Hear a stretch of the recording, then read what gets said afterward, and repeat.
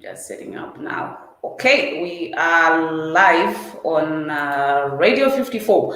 A very good afternoon to those who have just tuned in. This is Mata Matarenda Shumba on Radio 54 African Panorama, creating the Africa we want. And we're continuing with our topic from last week, which was COVID-19, the lockdowns, the vaccines. Is Africa making the right decision? Is Africa making the right decision?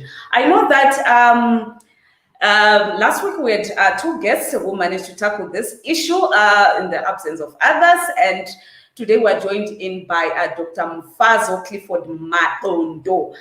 He is a PhD in Entrepreneurship, Leadership, Theology, and Development at University of KwaZulu-Natal. Thank you so much, thought leader, for being with us today. And also we have Mr. Frankling Jones. I love calling him Comrade Franklin Jones, who is an ex-USA soldier and Marine, was also in Iraq, yes. I'm sure. Oh, yes, yes. so I would train psychological warfare. Yeah. Okay, thank you so much.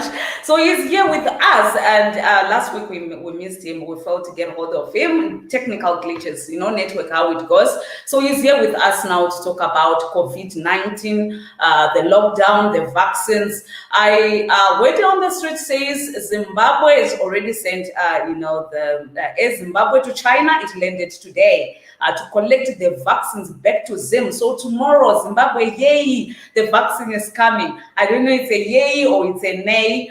And also, during the week, we found out that South Africa actually bought 200 billion of vaccines, worth of vaccines, which turned out to be expired or fake.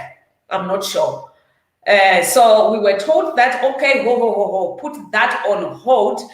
We cannot have that vaccine for now. So I am not sure which is which, and we are also joined in by Tinotenda Leon Shumba. He's a matric student. He's doing his grade 12, and also he's here with us to tackle this issue. So I just want to start with you, Dr. Mfazo. Do you think Africa is making the right decision, looking at Zim, buying the vaccine? We are in China and South Africa following suit. What's your thoughts? Do you think this is the right decision? Are we making the right decision regarding, not just for the vaccines? I'm talking about overall, from the lockdowns that we had to every decision that Africa made regarding this COVID-19. Are we making the right decision? And for who? Actually, me? Okay. All right. Thank you. Thank you very much, Mata, for organizing this and the topic, and also the audience of Radio 54, African Panorama. Yes, on the onset, Africa has actually tried and is trying to make the right decisions based on previous experiences with the past epidemics, and also learning from mistakes made by the so-called developed economies when it comes to COVID-19. So I just want to elaborate in specifically just looking at the three areas that you have given to us.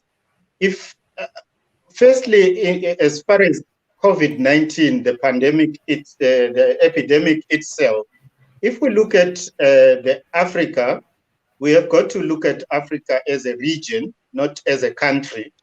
And right. Just for the benefit of our colleagues and friends and other family members in other parts of the world, Africa is not a country. Africa is a region, is a continent of 54 plus countries.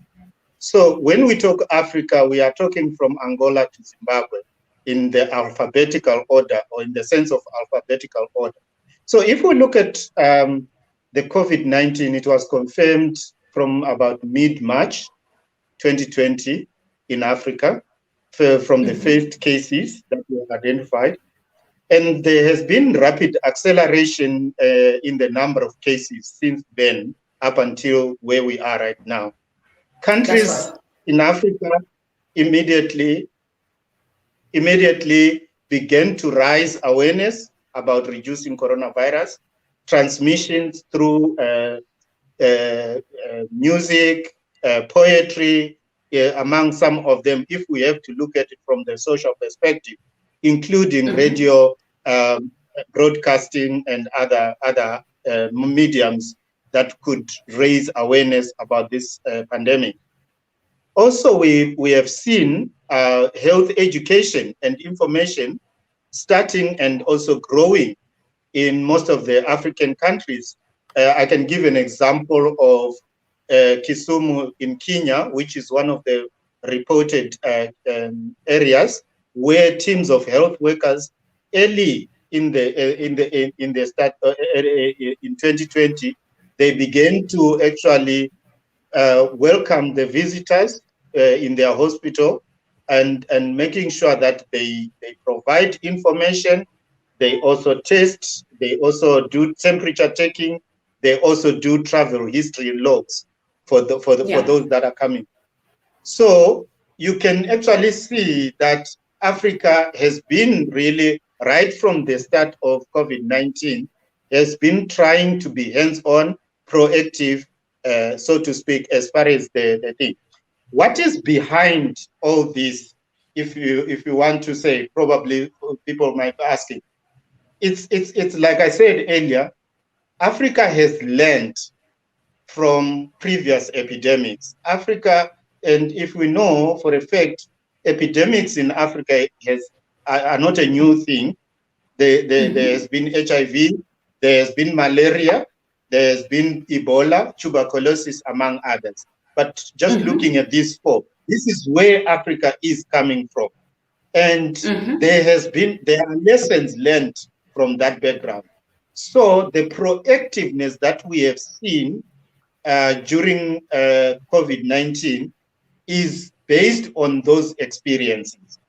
So as far as COVID-19, I just want to say, yes, there has been those efforts and decisions that were being taken were very much proactive. And government making so many decisions, it is not only from the vacuum, but rather from a well and evidence-based kind of background. Now, where is evidence-based coming from? It comes from studies, immunological studies, epidemiological studies, virological studies, biological studies, including biotechnology or biomedical studies. Now, if you look at all this and other that I'm not even mentioning, they through methodological activities like your observational methodological studies, experimental studies, clinical trials, and so on, they provide the evidence that the government would or have tried to apply in how they should actually address or approach the COVID-19 problem, from the heads of state to the Ministry of Health and other related bodies in government. So one can look at that and say, somehow the governments have tried to actually learn. If you then look at the lockdowns, the governments also have learned from the mistakes that have been made by countries like United States, countries like Italy and United Kingdom. And they have made swift action to try and control and slow down COVID-19 using lockdown stringency.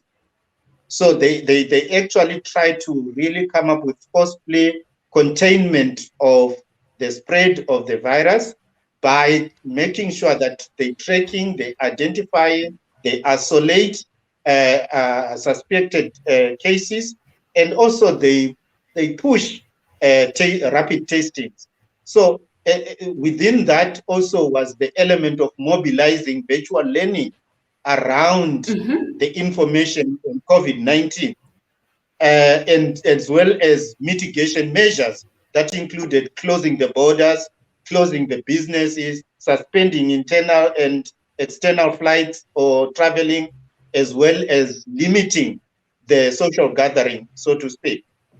Due to decisiveness in that area, okay? So just as a conclusion, due to decisiveness in that area, governments have managed to implement lockdown measures very well, and that has actually reduced the prevalence and mortality to where we are right now. Thank you.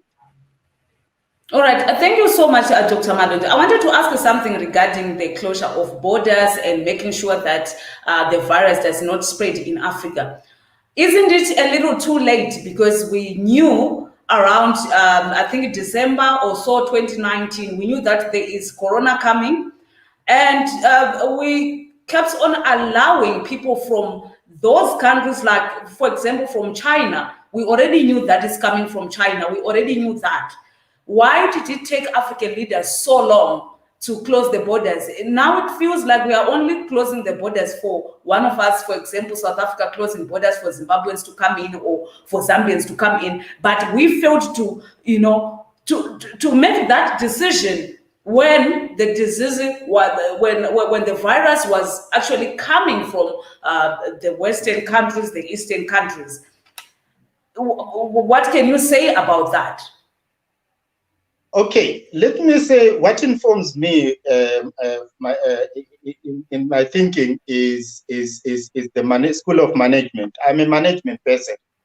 And when we look at the decision, how decisions are made, let me get an example from one of the decision theorists called John Kaplan. John Kaplan gives an example of the case of a manufacturer deciding whether to introduce a new product or not.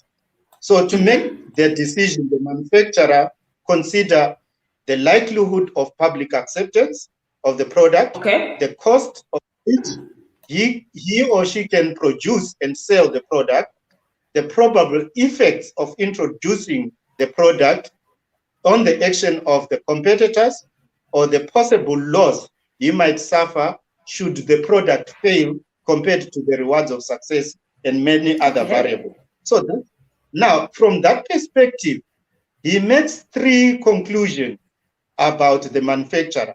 One, the manufacturer either can produce the product or not produce the product, or spend money or more money and time in trying to gather information and study the whole area of how to make the decision. Okay. Now, why am I saying this in relation to COVID-19 and lockdown and our governments in Africa? Precisely, yes, the information may have been coming through to governments, but you see, as long as the information, what we call in management fact-finding process, is not giving us enough and concrete evidence, chances of making an informed decision are very slim. You either can make what is called a rushed decision that is going to either lead into failure or lack of public acceptance. Or in other words, what is called an unpopular decision by the masses or the public. You get what I'm saying? So we can easily judge and say the governments were too slow to react because this COVID-19 was pronounced sometimes in 2019. Why didn't they just immediately say, we are not accepting visitors? But let's look at other economic variables or variables that make economic life and social life in Africa. We have got tourism. That is very key as far as Africa, especially looking at South Africa and Zimbabwe as an example here. So if countries would have rushed into saying we are closing the borders from international travelers, that means you're already immediately running into closing tourism, which is billions of dollars coming into the country and to save the economic life. So That's for right. me, probably, I would say the information may have not been good enough to allow heads of state and heads of government, as well as the responsible ministries, to sort of like saying, we are closing the borders right now, immediately. Because they were not sure whether the impact will be how great, how dangerous, how severe, or maybe it will remain only there, with having not Yeah, that's right. actually been transmitted. Yes. Okay, thank you so much. Thank you so much for that, and the example that you said then is very, very clear. Anything that you would love to add, Mr. Franklin? What's your take on this? Did Africa make the right decision from, when we found out that there's COVID coming, to the lockdowns and everything that is happening now? Well, speaking from in America, Africa is doing much better than in America. You are doing much better than us. So I have to say, I salute my brothers and sisters on the continent, because it's a mess in America right now. But I like to also say the reality is this: we globally, we don't have the luxury of just blindly taking a vaccine and sticking it in the arms of our people, because history is our greatest teacher. That's true. There's a lot of propaganda in America that's trying to program us to blindly accept the vaccine. But the reality is this: there are a lot of concerns regarding the vaccines. Now, before I even go into the historic relationship between the Africans and the Europeans, let's go into the fact that before this COVID vaccine, this vaccine was ready to put for public use in less than 12 months. The average vaccine can take up to 5 to 10 years. In the past, the fastest vaccine to go to the public was just under 4 years. That was the mumps vaccine in the late 1960s. Now, when you look at the fact that we went to create a vaccine in 12 months, that means we have a lot of shortcuts this time, and those shortcuts justified because the great threat. But as several doctors have said in the U.S., that many of us who are getting the injections now, we're more on a trial we're getting something that hasn't been thoroughly tested as previous vaccines. So that's a concern. The next thing there are factors: the Western society has never earned the blind trust of Africans. Never has earned the blind trust. That's right. And we do recognize that the Western society for a long time has been promoting the need to lower the global population. In fact, Prince Charles gave a speech in Great Britain a year or two ago. And here was the basis of that speech. He said it's very important to lower the population of the world. And the speech was focusing on Africa.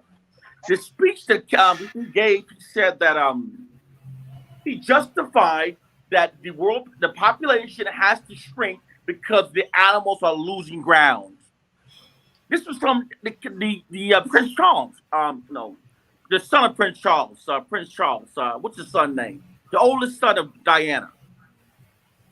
The oldest son. Yeah. Gave a speech saying and focusing entirely on Africa. We also have a story of Bill Gates sending vaccines into Kenya, and these vaccine was found to be sterilizing young women. Now, we cannot ignore the fact that when the group who is pushing the lowering the population of our society and has been focused on Africa for so long are now past giving us the vaccines, and also have a history of scrupulous acts with their vaccines in Africa, we cannot blindly accept it. Now, I think the smart thing to do, we have to develop in Africa independent testings, random testings of lots. We cannot We cannot blindly just put them into the arms of our people, given our history. And also, we know this is a fact. The white society, the Western society, has a history of taking all opportunities, exploiting all opportunities for the benefit of white supremacy, for the That's true. benefit of the agenda of white supremacy. Although publicly the white society perpetuate the myth, they've always been unrelentingly committed to the preservation of white dominance and their agenda. If you know someone is a serial food poisoner, for example, would you blindly eat food from him? No. No. I think that we have to test. Also, if you blindly, we Africans in America, we have so many stories of the unethical things that have been done to us in America. For example, during the 1950s, the government dropped poisonous bombs in Chicago, testing it on African people. During the 1990s, we had involuntary sterilization of Black women. From the 1940s to 1970s, they were infecting African Americans with syphilis, even though penicillin was available.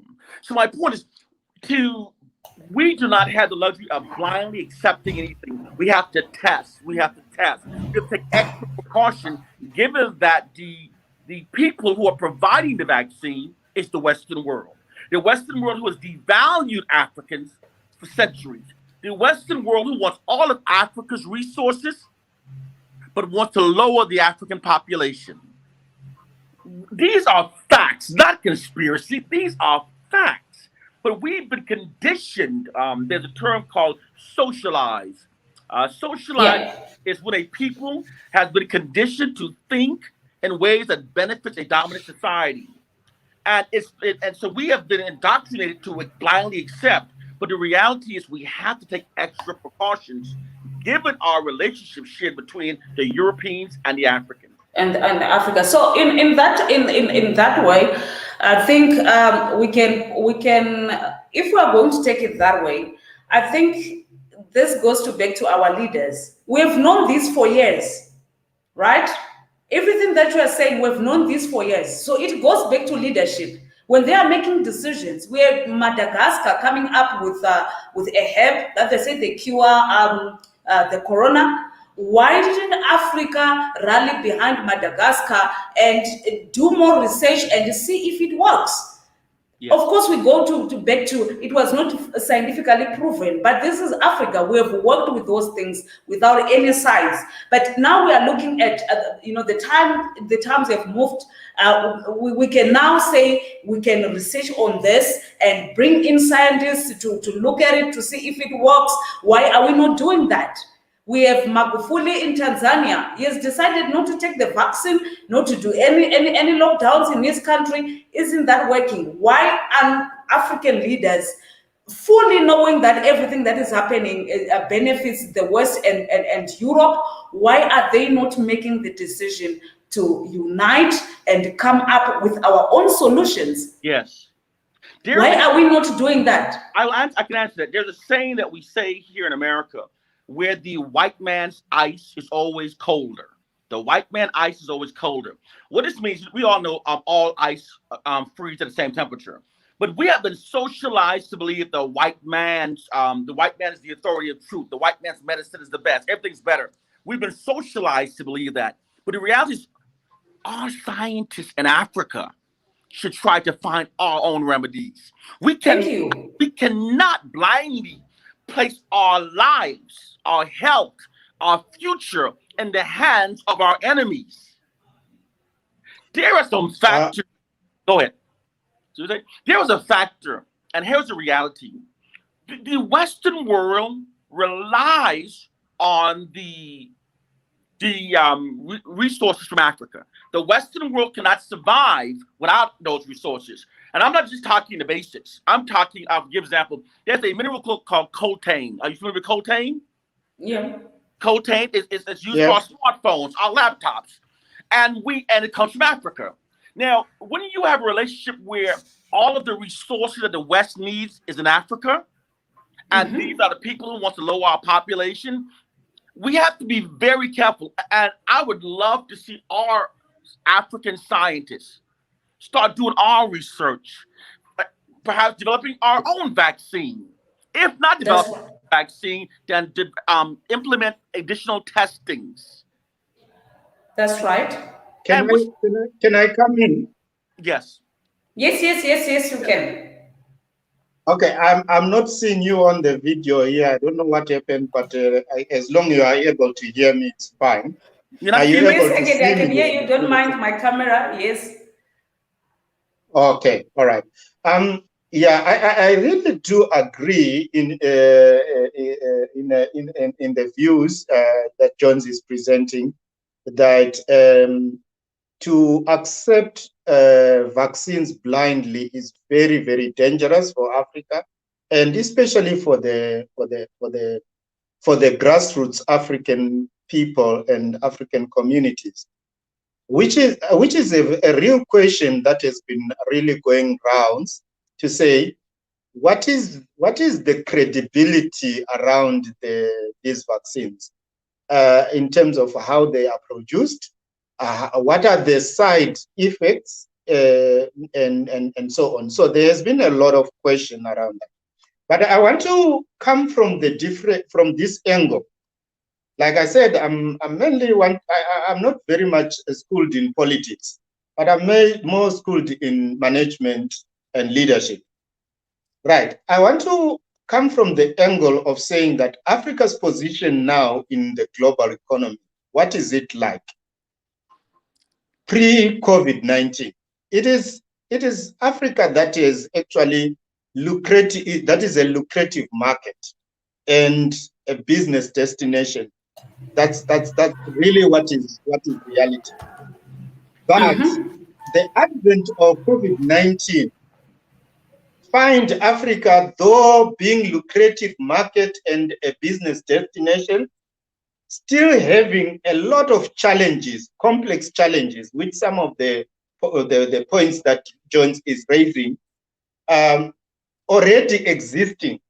Even though I evidently saw that we have been successful in making decisions for as far as around COVID-19 is concerned.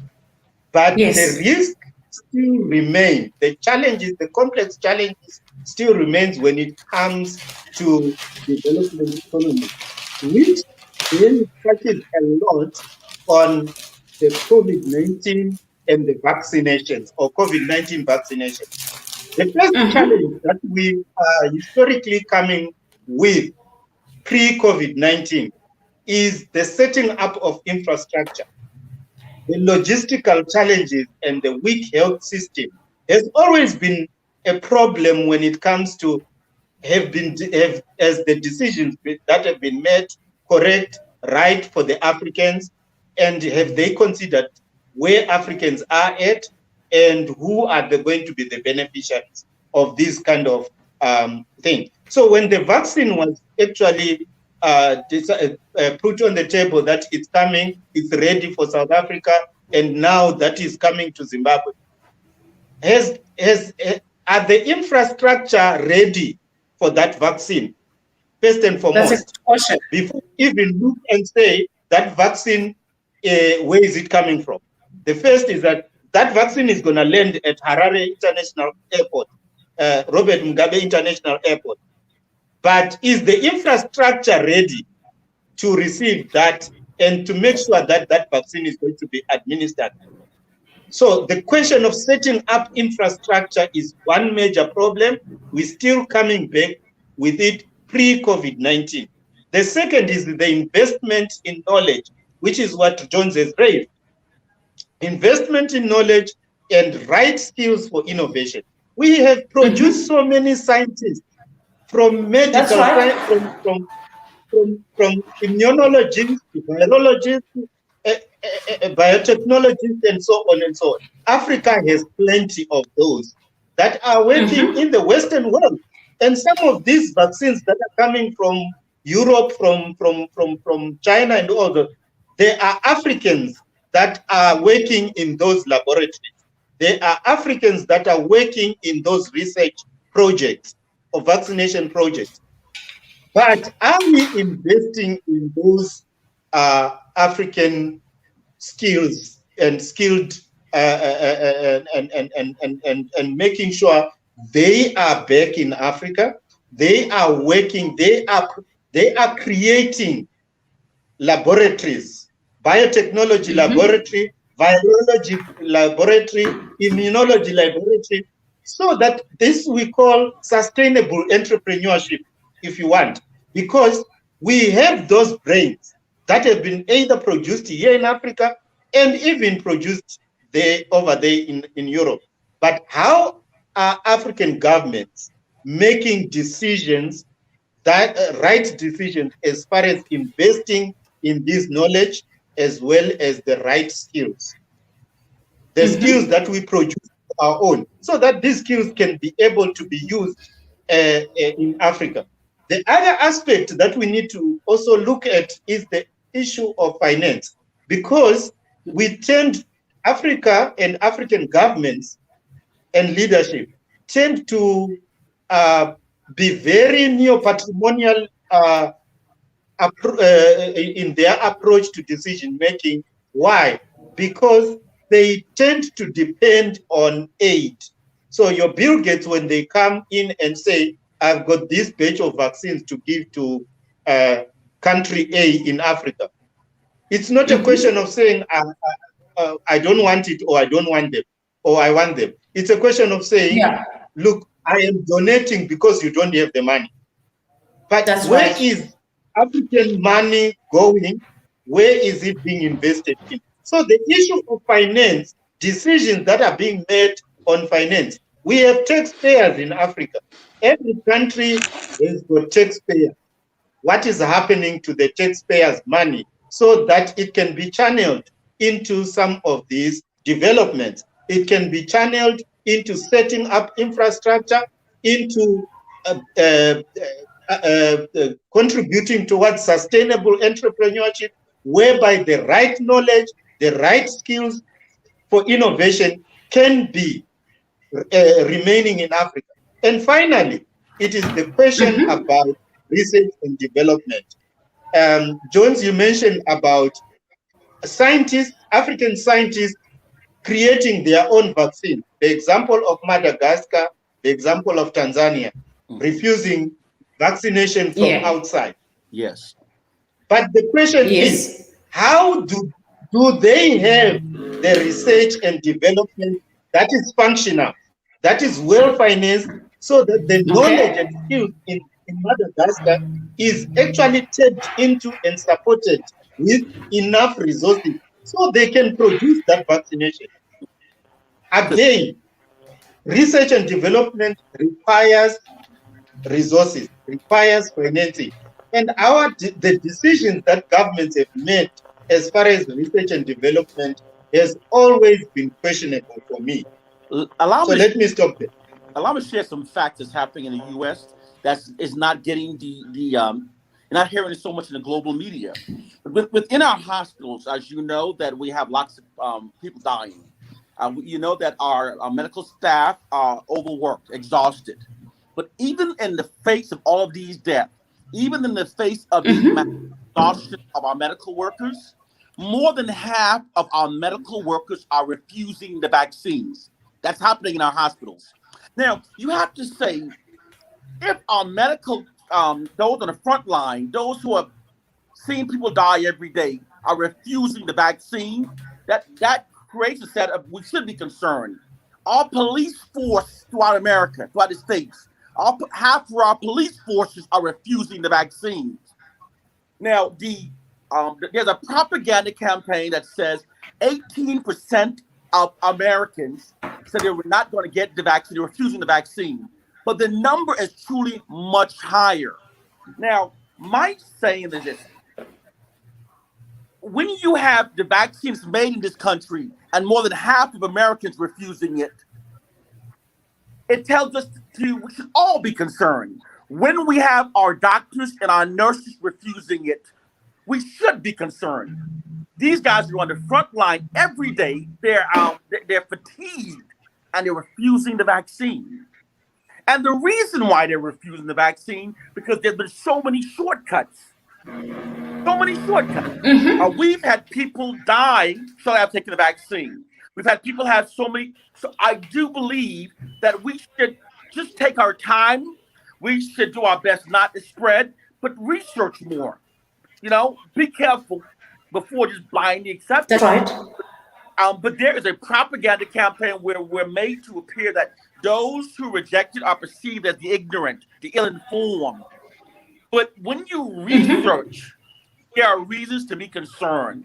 And since day one, when the COVID vaccine reached America, before it even became a bad epidemic in America, President Trump got on television and he said the groups that's going to be hit the hardest will be African Americans on this continent and Africa.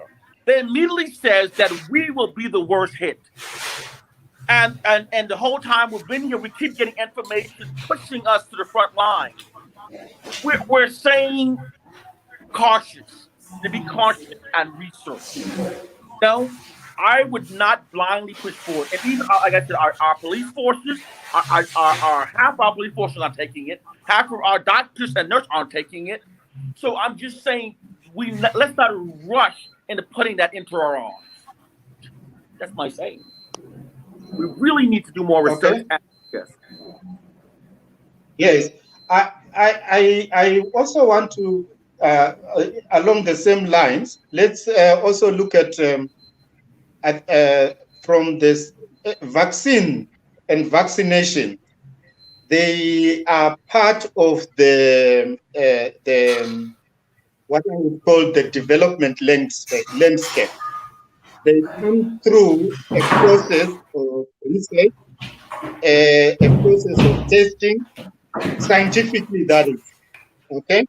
Now, with what John is actually sharing with us, whereby the American health practitioners and other professionals are saying, look, we are not going to take the vaccine. We don't believe in this COVID-19 vaccination. Then for me, the question I want to look at before I just say or blanketly, yes, they are refusing it, they don't trust it, is what is it that they know about the processes that have been factored into producing the vaccine and to make sure that vaccination is not trusted? That's the first question I come to. First thing I think that we need to know is that vaccines are also part and parcel of the history of epidemics. So let's go back to as far as polio and other measles and other epidemics. Vaccines would always be produced and vaccination be administrated. However, what has always been key and what we gather from the medical scientists is that vaccines and vaccination are a collaborative research project. In other words, It involves the medical, academic, or research experts, like I said at the beginning, your immunologists, your biotechnologists, and others. But also it includes the public sector researchers. In other words, government themselves, the local government or the national government, and including the regional governments, they should have their own researchers. They should have their own experts that will then be able to match what the medical academic scientists have produced in their laboratories to say, we accept this or we don't accept it. That's right. Then also, we have got the non-profit organizations who are very much into research and into understanding the medical, the health care system, who also should be involved. And in those countries, in first world countries, those three bodies that I'm mentioning are part and parcel of the research.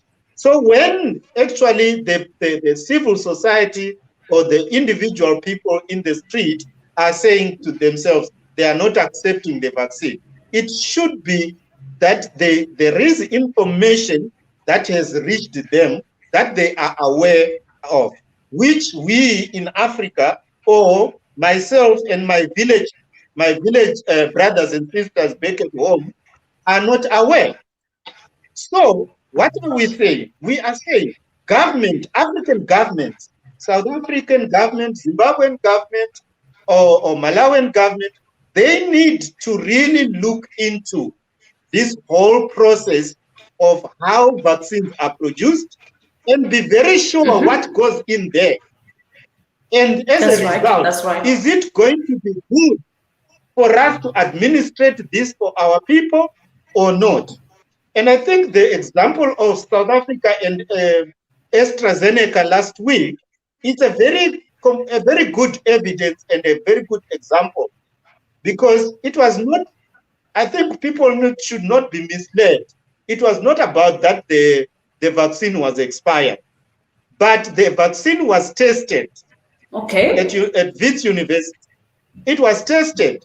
Having it arrived in South Africa, it then went to be tested, laboratory, scientifically, whether it is going to be effective, and if it is approved to be effective by the local government-approved scientists, medical scientists, then the government would say, let it continue for administration. You see, but because the scientists came out and say, look, this vaccine is not effective enough for the variant that we are having in the country. Therefore, they provide the government with that information. Then the government, based on that information, made the decision and then said, look, we are not going to roll out this vaccine. We then have to think of plan B. So this is where now you see the vaccine and the vaccination project is as a collaborative project, whereby the academic, the public sector, as well as the non-governmental sector, they are all making up a team. They work as a community of practice to ensure that they either accept the vaccine process or the vaccine production process, or they don't accept the vaccine production process. But I want to also build on what John has said, which is very important for Africa and for Africans, is to educate our people. 90% of our people are rural-based in Africa. Now, how does this information get to them? For them to know that this vaccine that is going to be given to them has gone all the right processes and has been confirmed and approved to be right for them to take it.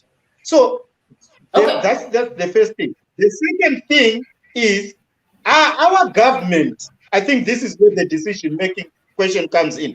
Our government really relaying the right information to their people so that the people can make that informed decision as well about the vaccine, to take it or not to take it, rather than to say there is COVID-19, we have acquired a vaccine from China, therefore vaccine is arriving today and tomorrow we are making it available to you and people queue to take the vaccine.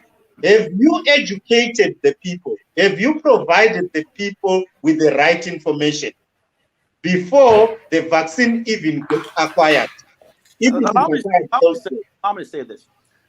I understand what you're saying. Okay, before you continue, before you continue, to those who just tuned in, this is Martha Matsarenda Shumba on Radio 54 African Panorama, creating the Africa we want. We had some technical glitches earlier on, so we're live on social media, but not live on radio. So I just want to welcome the listeners. You are here now, and just to tune in and join in, this is Radio 54 African Panorama. Question today, as continuation from last week, COVID-19, the lockdown, the vaccines, is Africa making the right decision? So if you are following and have something that you want to say, kindly let us know. If you want to join in the conversation, you can also drop us a message. I'll definitely add you in. You can continue with what you wanted to say, Jones. So often when we say we must educate our people, we must make sure our people get the right information. So often, when we Africans say the right information, we merely take information that the West give us and we treat it as gospel and we share it to our people. I'm saying we cannot do that. We have to do our own research. Yes, vaccines have a long history in America. Yes, vaccine, they use it for polio, they use it for mumps. All for our children to go to school in the U.S., they're mandatory vaccines. But the fact that vaccines has become a standard procedure of our society does not negate concerns about the COVID vaccine. The history of vaccine does not negate our concerns. We must still do our own research. So often we take the information from the West and we spread it to our people as facts. What I'm saying is we, the African minds, we have to do some research. We cannot blindly take their doctrine as our facts. We don't have that luxury, especially when we're talking about putting this vaccine into the arms of over 1 billion Africans. Now, I'm going to say this to you. I'm going to flip it over.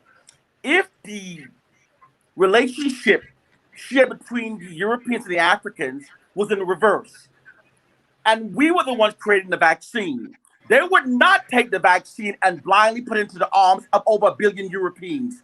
They would do their research. It's common sense, and not just taking the data provided from them and teaching it to our people. This is what's going on. It's good for you. It's good for you. There's this we cannot take a pro narrative towards the vaccine. We have to take a cautious and do our own research, not just take what the West tell us. We cannot blindly take what the West and push it to our people. This is the truth. This is the fact. You are just ignorant. No, we must do our own research. We cannot, because not only are we talking about over 1 billion Africans, we're talking about future generations also. What we're putting inside our bodies can affect our future generations. If there was not a time to us to do our own research, this is it. This is not a time for Africans to take dialogue, take data, and blindly push it onto our people. We must do our own research. And a long history of vaccines does not negate our concerns about this vaccine. And I am not a scientist. Now we have scientists here in the U.S. who are able to give lectures, and they explain to us their concerns from a more technical stance of their concern about COVID. They explain to us that those years, there are years of testing, and so they've created these safety walls. And these safety walls are to ensure public safety. For COVID vaccine, those safety walls have been removed. So that's the one concern. They also explain to us that there are things about the production of this vaccine that is unlike any other before, in addition to how fast it came into production. So when you look at these, we have to think for ourselves and not allow the West to tell us how to think. That's what I'm trying to say. We must do our research and do our own thinking. So often the white man tells us what to think, and we say, you are ignorant not to take it. We need to do our research. Yeah, I mean, I will always take it back to. I will always take it back to our leaders. I will take it back to organizations in Africa, to our Pan-Africanists. To our Pan-Africanists like Kwame Gonza, who just joined us in here. You are a Pan-African, and I'm sitting and I'm watching as you Pan-Africans are not saying we need to, push our governments, push SADC, push Africa Union to say we want to do our own research. You send us to school to become scientists. You send us to school to be researchers, to be everything. But we are not able to practice what you have taught us. We are not given a platform to say now we have a pandemic. This is something that is affecting all of us. Why can't we have our own young people who are educated in this to start the research, to come up with the solutions, to lead or to be part of leadership? Unless it always goes back to our leaders when they see the briefcase I don't know. You wanted to say something, but before I can come to you, Dr. Mfazo, I would like to pick Kwame Gonza's brain to see what he's thinking. Then we can go to Tinomtenda. Yeah, thank you. Thank you so much, Martha. Thank you, everyone on the panel. Thank you, Brother Franklin. I really think that Africa had actually started well. When you look at China, when the virus came, China acted independently, and there was a lot of criticism from the West, especially because these guys are the ones who carry themselves as the guardians of human rights, even those human rights which they are violating all over the world. Yes. And they say that China is very aggressive and all that, and because China was acting independently, and China, when it acted independently, acted swiftly, it was able to contain the virus in their country. And these guys were making a lot of noise. Now they are losing 500,000 people, for example, in the United States because of this kind of talk. Now, when you come to Africa, Africa acted independently actually also because it had learned from China. When the virus dropped in Africa, a lot of close down, a lot of shutdown, a lot of lockdown was implemented, and things were going really well until they started taking advice. They started looking and copying the things which are going on in the West, you see. And and the other thing is that what I see is that there has been, when you look historically, there has been a decline in the amount of money which has been given to the African countries by the IMF. When you look critically, and a lot of African countries have been borrowing from China. Okay, so in some way, the West has been feeling a lot of jealousy. So they wanted to use this virus. Even some economists, like for example Robert Kiyosaki, have been saying that there is something fishy which is going on about this virus. We are not despairing that maybe the people are not dying. People are dying, but there is something fishy about this virus. People like Robert Kiyosaki said that it is about economics. It may be about economics, this issue. Now, when the virus was announced that it has, it has entered Africa. When you look at the figures, immediately the IMF gave African countries what they called the COVID relief fund. Okay, so a lot of almost all the African countries received this money.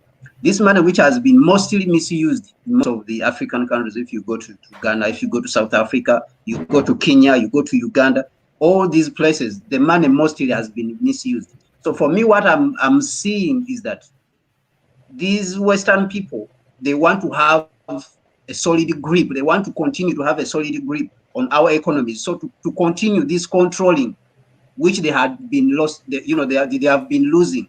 They have been losing to China because we have been getting most of the loans from China. Now they want to shift us back again so that they can continue controlling us through these economic means. Now that is where the independent thought comes in.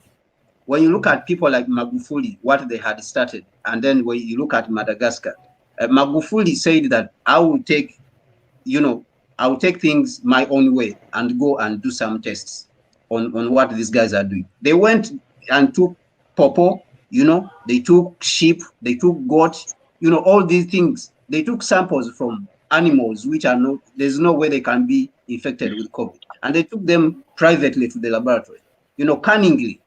And they found that these people are telling us that there's COVID in a pawpaw, a plant, a green plant, in a goat, So he understood that there's something fishy going on. There is something wrong which is going on about these people. So this is where independent thought comes in. Unfortunately, for the other African countries and African leaders, they have been captured by this kind of thinking that the African is always supposed to be at the bottom, and his ideas are supposed to be, disregarded. You look at the railway systems, you look at the infrastructure all around the continent. The Africans are not building the infrastructure. The Chinese are building the infrastructure. These Western people are the ones building the infrastructure. Yet we are pumping out millions of graduates. So this is the kind of thing. So these people have bought into this kind of thinking of the white man and the Western world. The leadership we have. So for me, I will continue to call on the African youth, especially, that we have to stand. We have to be firm. We have to stand up very firmly and call for an immediate united Africa. So if we had coordinated our efforts in Africa here, we could have contained this virus and it could not have, spiraled out of control like what they are, what we are seeing now, they are calling the second wave. So there's lack of coordination. You go to East Africa, you go to West Africa, you go to South Africa, there's no coordination. Everyone is acting in in the same way which the Europeans want, in the same way, because when they sat in Berlin in 1885, they wanted to divide so that you people can act in a discoordinated way. So it's the same thing with Pan-African groups, that if we are acting, all of us in our corner, it's like we are acting in a slave mentality, in a colonial mentality, that we are not coordinating our efforts. We can't have results. So if we coordinate our efforts all over the continent, and the leadership is coordinating its efforts, then we can stem this virus. We can stop it.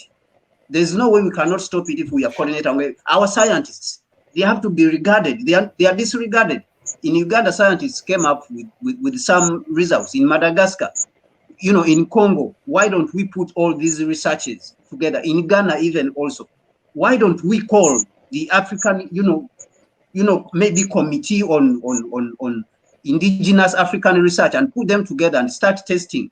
Even when you look at our researches or our medicines, normally they come from plants. They don't take much to test, because they are herbs. Herbs are less problematic to human beings. They are less dangerous to human beings. So research can be done very quickly once we are coordinating. But what is lacking now is the coordination. So for me, I would continue, and I will continue to call upon the youth that they have to rise up and stand up and call for a united Africa. Because once we are not united as Africans, all these things are going to continue like that. They are going to continue to play us. They are going to continue to play our minds. They are going to continue to divide and then bring confusion all over the continent. And they will say that we have failed, because that is what they always say, that we have failed. So now the youth have to stand up and call for an immediate united Africa. So that is what I can say for now. Thank you very much. Let me add something to what you said. My brother, you were dead on. And I was thinking while you were speaking, you took me somewhere. And here was what I was thinking. If Africans take that vaccine from the West and it's merely placed it into the arms of millions of Africans, that is the greatest evidence that Africans are mentally enslaved. To blindly take that vaccine and put it into the arms of billions of Africans without doing our own research is the greatest evidence that Africans are mentally enslaved by the West. Because I'm going to tell you this. No other group of people will take a vaccine from another group of people and blindly inject it into the arms of their people without doing research. And especially the people who have been enemies to us. Yes, especially who have been enemies for 500 years. So therefore, 500, if we are going to take a vaccine from people who has been our enemies for 500 years and blindly inject it into the arms of over 1 billion Africans, we are more than fools. We are mentally enslaved. We are. So it goes. It you know what? If there is no enemy within, the enemy outside will do us no harm. I always say that, because we are not united in decision making, right? We are not united in decision making. Secondly, we have always known that, okay, they are our enemy, but we keep on taking. We are not coming up with our own solutions. So our governments keep on going back the year in, year out to take donations. He who feeds you controls you. As long as we are going back there for funding, for loans, for whatever, they will always come with terms and conditions. Why is Africa not combining their own GDP to say, as 54 countries, this is what we have. We are negotiating with our resources. We are negotiating with everything that we have. We are negotiating with our more than 65%, which is youth. Why are we not doing that? Why is Ghana going to the West to asking for funding and negotiating on its own? Why is South Africa doing that? Why is Zimbabwe doing that? So for me, I would love for us to spend the whole day blaming the colonizer, blaming the white enemy, blaming all of that. But regarding the decision, the COVID-19, the vaccines, the lockdown and all of that, it goes back to us. This is about our generation, the future generations, our children. If this vaccine, we don't trust it, Zimbabwe have already ordered, they've already put a number of, we're going to have millions of people who are going to be vaccinated. This is something that has never been tested to see whether it works. So if it's going to be a flop, which means maybe 12 million of people are going to be wiped out. We Africans in America, are surrounded by the white majority. We Africans in America have been around them for 400 years, 403 years. And sometimes it feels to we Africans in America that the Africans on the continent believe or trust the Europeans more than we do who live here in America. We do not blindly trust them. We do not at all. We do not blindly trust them. It is we cannot. Now, when we talk about the past tense, here is the situation. The white society's monopoly over the African American, over the African mind, is not a past tense. The white man has not removed his monopoly from our minds. As long as he's able to control our education, as long as he's able to control the media images we see or the narratives we hear, he's always able to manipulate us to think in ways that benefits themselves. There are many of us we see the white man as being the authority of all that's true, all that's right, that he is the greatest mind. But there's always a contradiction. Like when the brothers started, he said the white society always portrayed themselves as being an advocate of human rights, while in fact, denying the rights of humans across the globe. It's a contradiction. But so many of us focus or function based upon the false narrative that benefits the white societies. The reality, our fact, is we cannot blindly take the vaccine and put it in our arms. And we cannot perceive those Africans who are hesitant about the virus as just being ignorant, as just being ill-informed. We have to recognize we have our scientists research.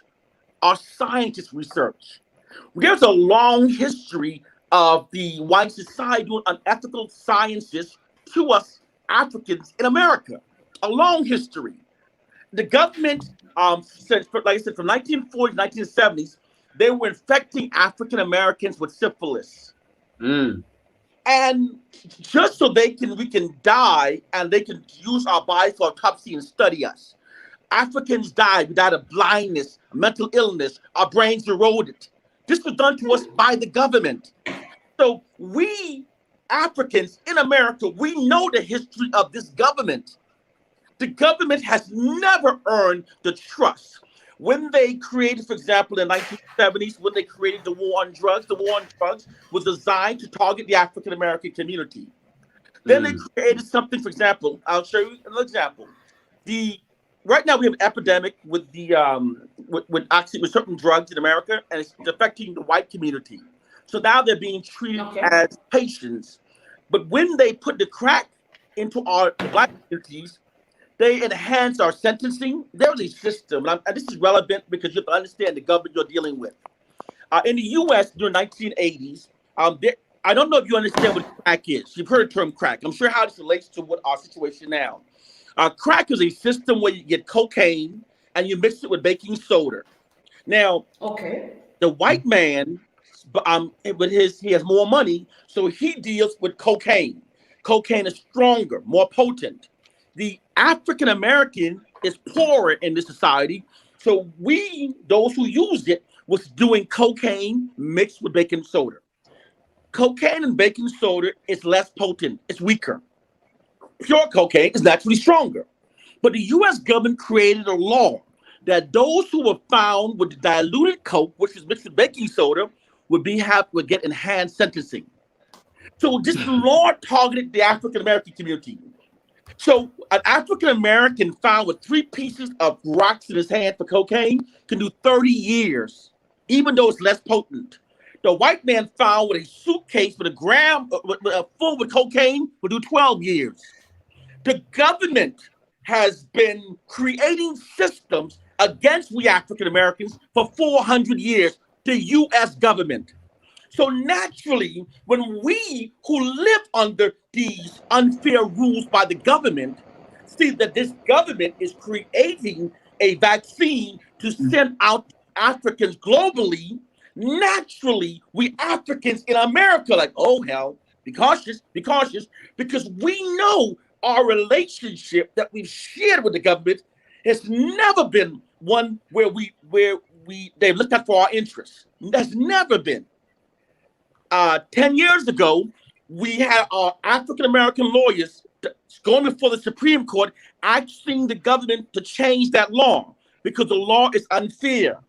Because our people are getting 30 years for watered down cocaine, while Caucasians are getting 12 years for the more stronger, large containers of powdered cocaine.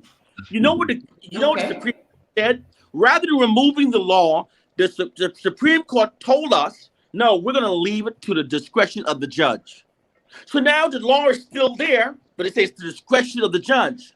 My point to you is we have the history that we have with this white government is one that to blindly now take and put things in our the vaccine that's being spread globally or throughout Africa, we have to take precautions and we have to educate ourselves. And when I say educate ourselves, I'm not saying take the narrative that the white society gives to us, put it in our own minds and teach our people that's fact. We have to do our own research. We have to think for ourselves, especially when it's concerning a vaccine that we're going to be putting into our arms of our people, and a vaccine that may affect our future generations. We must do our own research. The government doesn't. All right. Yeah, thank you so much. Okay, you can go on, Dr. Mfazo, so that we can move into Tino. I would like to hear what he has to say. Okay. Maybe he can come. He has been quiet. Maybe I'll come after him. No, it's okay. It's okay. You can continue. He is a student and also he's learning from the rest of you. I would love to hear from him. Yes. Okay. I think I hear my 2 colleagues where they are coming from and the points they are making. But, now, when we are looking at the situation of COVID-19 right now, and this is where we are, and I want us to be a little bit more realistic in how we analyze the situation of COVID-19 in relation to the decisions governments have taken and are taking towards the vaccines and vaccinations. The situation is with us right now, and people are getting infected, people are dying. We are losing our brothers, we are losing our parents, we are losing families, with or without the vaccine. Now, it's the reality, and it's a very sad and heavy reality. Now, the question I think we are having right now, that we are facing, is what should we do? What should be done? What intervention is going to save lives? Because we are faced with the question of saving life than trying to understand what happened in history and how we can change the course of history. That's a real question I don't deny. But the question of COVID-19 right now and the vaccinations is a question about saving lives. Is a question whereby when we are saying the fact-finding process that governments are coming up with, are they right for who, for what? And are they right for saving life? That's the question for me I'm having. Are they right questions for saving life? And if they are right, because now the question of research again, it catches in between, because you see, research, I'm a researcher myself. Research takes time. For you to come up with, to collect the data, dissect the data, and really have proper evidence that is going to allow you to make a decision out of it, takes time. Dr. Now, please let me interject. Allow me to interject, please. Respectfully, I want to interject something because you're saying something. Please allow me to interject, and I'm stop. I want to interject this. You keep saying realism, realistic, research, and I'm going to say something to you, and you say saving lives. This respond is about saving lives. This respond is a realistic. This respond, you can't just ignore the past. You say, I'm living in the past. You say now. But here's the fact. And you say research take time. Everything you say are correct. But I think the way you're seeing it, it's a little different. It is better to take a little time to get to extra information and have Africans die during that time than to blindly take it and have millions more die. It is better to take the extra research, the extra time to do our research, even if it costs us lives during that period of time to research, than to blindly take it and have a greater number die on the back end. This is it. You have to it is to just take it and says, we don't have time for research. We don't have time. It takes time. People are dying. Yes. I would rather see some of our people die because we take 4 months to do our research than to blindly take it and have millions more die on the back end. So the research to say that it's about saving lives, if it's about saving lives, then we should take the time to do research. Because we have a potential of losing perhaps thousands from taking a few months to do research, rather than blindly taking it and losing millions on the back end. So it is realistic. It is about saving lives.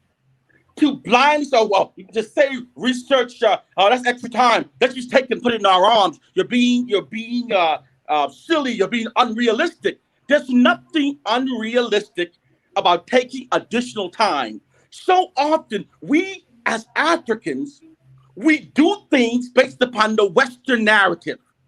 To take the COVID vaccine and place it in the arms of our people, say, oh, we don't have time to do our own research,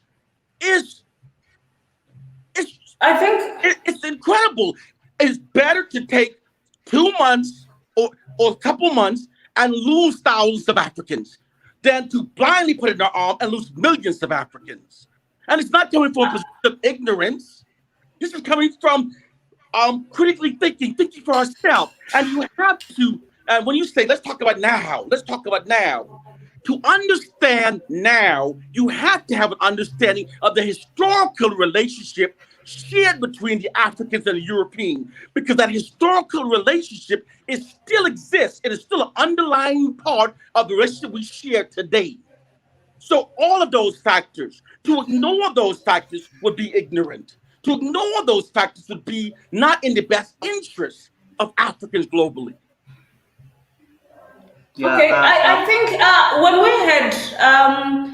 we had the lockdown in 2020, I thought we were taking time to find solutions. I thought we were taking time to come up with the vaccine or whatever might help. But then it's only, coming out now that our leaders in Africa were putting us in lockdown so that we can wait for a vaccine or, research that is being done in the West. So no, it's really, even if we were to take and to say to Africa, they don't want to really, they don't want to take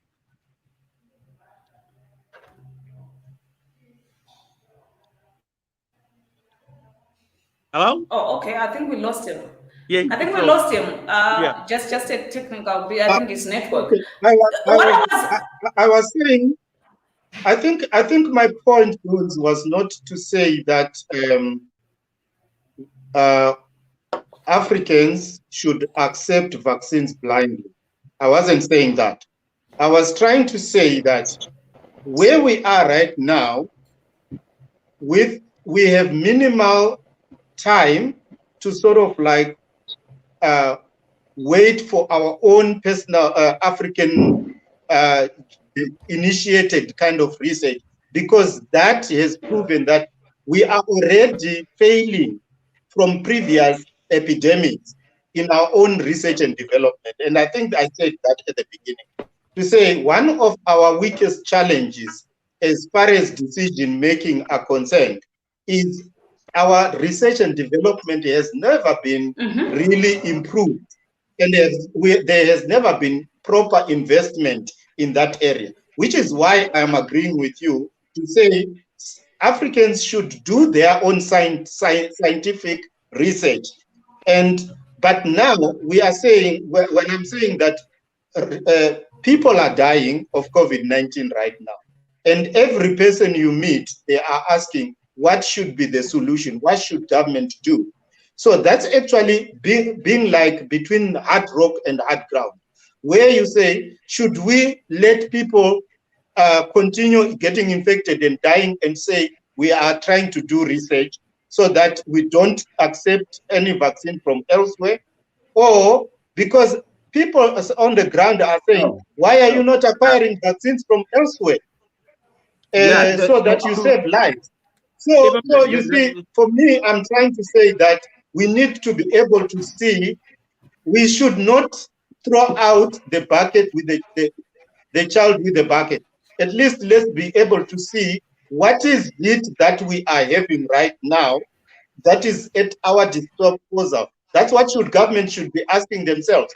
So the example of South Africa is something that we really need to take into consideration with AstraZeneca, because when AstraZeneca came from India to South Africa, South African government and their scientists, they did the test on the vaccine.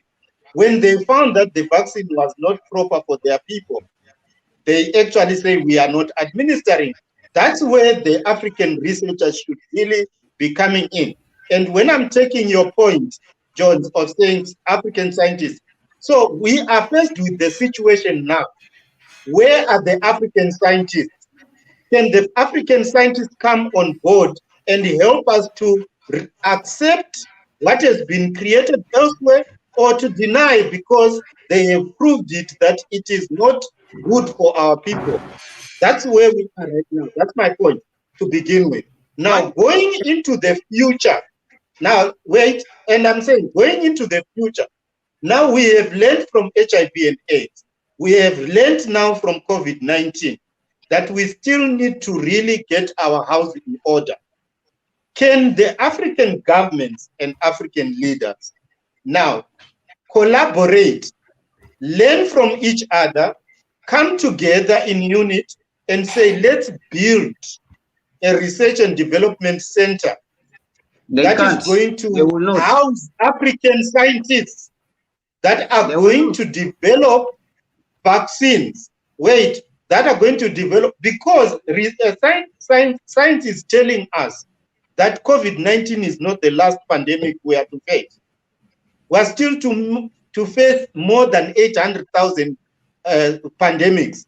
Now, how are we learning from now as Africans and African leaders to prepare for the future? So that when we come to that time when we have a pandemic, we are not going to fold our hands or start to throwing our hands in the air and say, we don't want vaccines from where. But we have not actually prepared ourselves. Because we should have learned from HIV and AIDS. Listen, no, you keep talking. Hold on. Listen, you keep going along. Okay, it's okay. Let him. I think we agree that the Russian government is not ignorant. I think we agree that the Chinese government is not ignorant. But right now, if America sends vaccine to Russia, the Russians would not take that vaccine and give it to their people without testing first. I think we agree that Chinese government is not ignorant. But if America sent vaccine to China, the Chinese government would not blindly put it in their arms. Even though Chinese are dying, even though Russians are dying, even though the vaccine exists in Russia, even though the COVID problem exists in Russia, the Russian government would never just take it and put it into their arms of their people.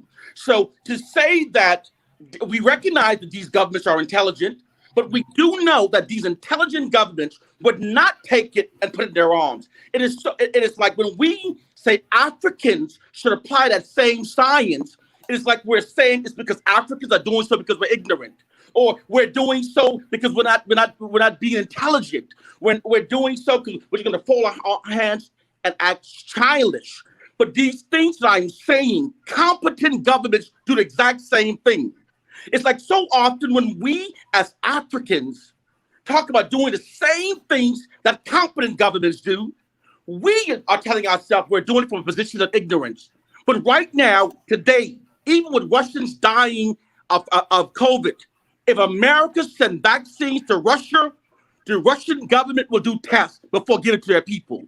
If America sends vaccines to China, the Chinese government will do tests before putting it in the arms of their people. So we must stop saying when Africans should do the same, it's coming from a position of ignorance or ill-informed or less intellect. So based on what you are saying, Jones, so I believe that what Africa needs to do before even buying 200 billion of vaccines, they should buy a small portion, run tests before you can take it, because they are spending billions in buying and only test once all that batch is here. That's when they run the tests. It's something else. I don't know. I'm reading a comment here from Rutilio. Forgive me, Rutilio Usai. I think, forgive me if I'm mispronouncing your name. Who is saying SA has run tests on the AstraZeneca Oxford vaccine and they found that it is not effective against the SA variant.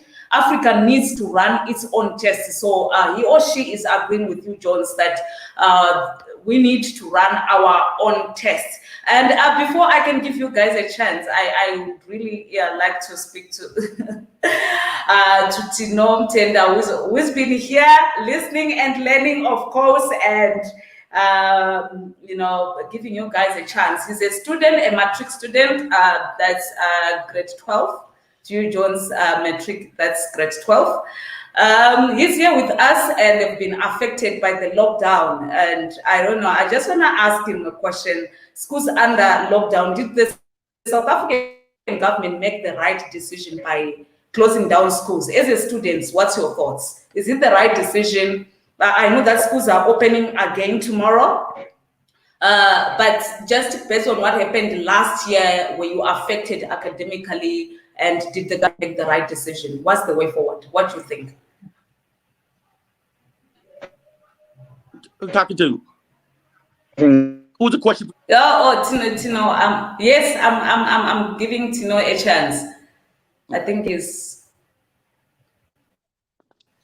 I think you can hear you. You probably can't hear. Unmuted. May you unmute, please? I think he's muted. Tino, may you unmute, please? Okay, I'm gonna turn off my camera. I'm having some technical problems. Okay, I'm sorry, I didn't hear what you were saying. Okay. You were saying? Oh, okay. I was asking, as a student, I know that the lockdown really affected your studies. What's your take? Should we continue with the lockdown in South Africa, or should we just, open schools and carry on? What do you think? I think schools should remain on lockdown. Why? Because most young people are living with elderly parents, and you find that most of them have chronic conditions like diabetes and so forth. So if a child goes to school and catches the virus and goes with it at home, that will affect the whole family. The as you Okay. all know, the end result is death for the parents or grandparents. So the solution, which I think is far. Most schools right now are saying parents must pay school fees, even though the children are not going to school. So I think the money that the parents are paying can be used to buy like facilities like tablets and data, give the children data so that they can do online schooling. They can go on Zoom, do their Okay. lessons, and so forth. Yeah, that's what I think. But the infrastructure, when you look at schools in the rural areas, they don't have computers for the teachers to actually run those Zoom studies, and most parents cannot even afford to buy data. Data is very, very expensive. So it's something else. It's only for those who are going to private schools or parents who can afford. Those are the ones who can be able to send to do online studies. I was checking actually online. It's about 1,600 rands. That's for primary to do online studies via Zoom, school fees, which is very, very expensive. So I don't think Yeah, parents will be able to. Yes, you can go on. that's what I was saying. Like schools themselves, and the children are not going to school. Ne? Electricity is not being used at school, and water is Yeah. not being used at school. So there are some resources that they can buy, like a tablet. A school can buy a tablet for the learners. Okay, provide them with data, like buy them data that can last them for a month. So like it goes like this: if a parent pays school fees, that money can be used to buy data for a month. If yeah, that's what I think. Okay. Yeah, and because All going to right. school, Okay. Thank you so much. Okay, you can go on. okay, like going to school at this moment is tough. What we need to focus on is more. What we need to focus more on is healthy, like education right now. Yes, it's education is important, but we need to focus more on healthy. You know, you need to stay Yeah. alive for you to be educated. So you Yeah. might even die trying to get the education. Okay, that's Nomtenda Shumba is a matric student based in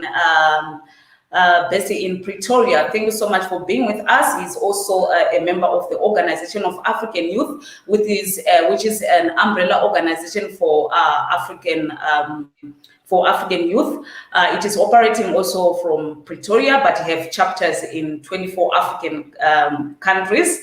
And I will have to link him with Kwame. And I need you, Kwame, to work with this young man. He knows what he's doing. I'll connect you guys.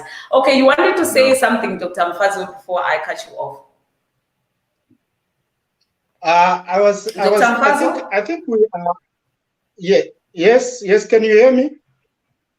Yes, before you carry on, let me read a comment for you here from Rutilio, who is saying, but the point Dr. Madondo is making remains people are dying. We need a strategic African thinking coupled with the swift tactical decision making to make the testing and acceptance or rejection of the vaccines faster. We need to have a united African front. That is directed to Dr. Madondo. Yeah, which is not happening. Okay. Before he comes in, I think the problem, the point he's making, the doctor is making, is valid, and at the same time, the point Jones is making is very valid. But what we are saying is that our thought need to be African centered. That is the fundamental issue, that we cannot base our thoughts on the Western way of thinking, that we will wait all the time, and then when they bring a vaccine and then we run around. I think the first thing we need to do is we need to eliminate panic.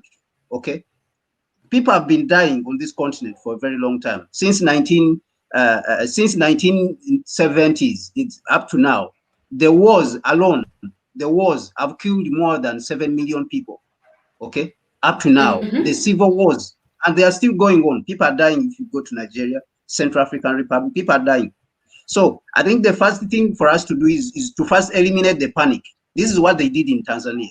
When they eliminated the panic, no panic, okay? So because people are going to play on this panic once they see that you are scared and terrified, and then they give you a loan, like what they did.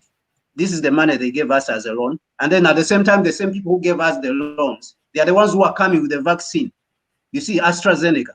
And then they give us the loan, and then they give us the vaccine, and then we use the money which they gave us as loans to pay for the vaccine, and then we have to continue paying interest. So we remain in this circle of poverty, the same circle of slavery, because of panic.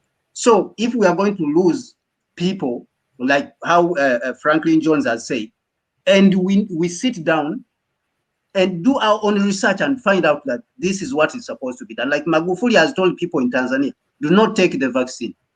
Don't take the vaccine. Okay, so we cannot just say, because we are seeing people are dying, and then we are going to panic and run around and say these people who are scaring us, the same people who are giving us the vaccine.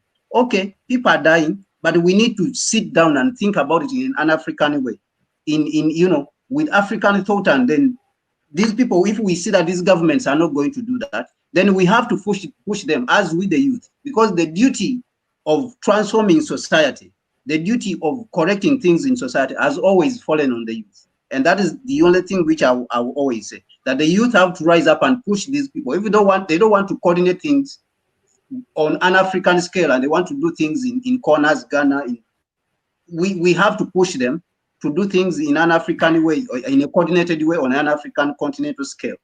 So that is what I wanted to add in before the doctor comes in. Okay, you can come in, Dr. Mfazo.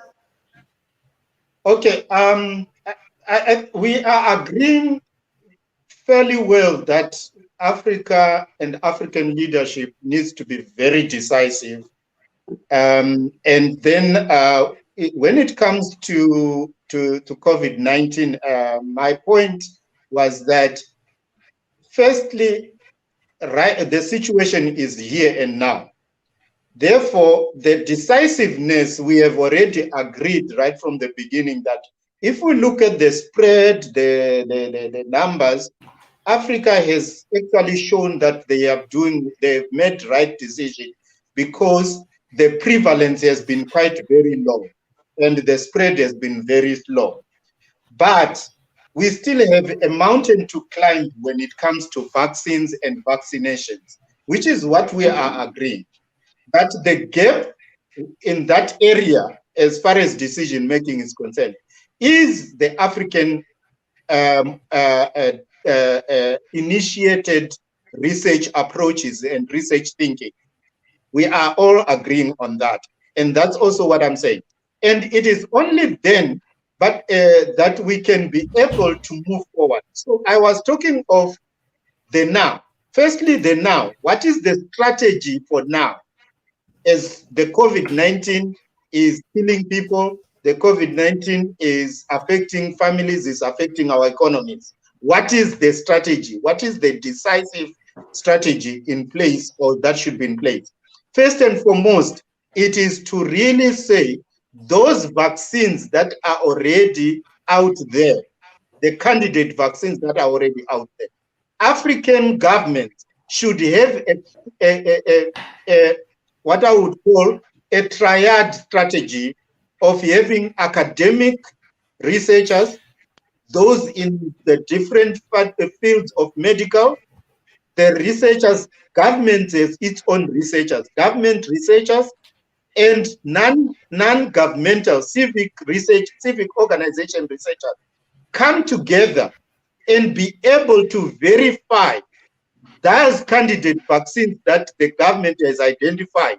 So now South Africa has identified Johnson & Johnson vaccine. Now, 3 bodies of researchers in the country should come together and test together that vaccine before it is out to be distributed.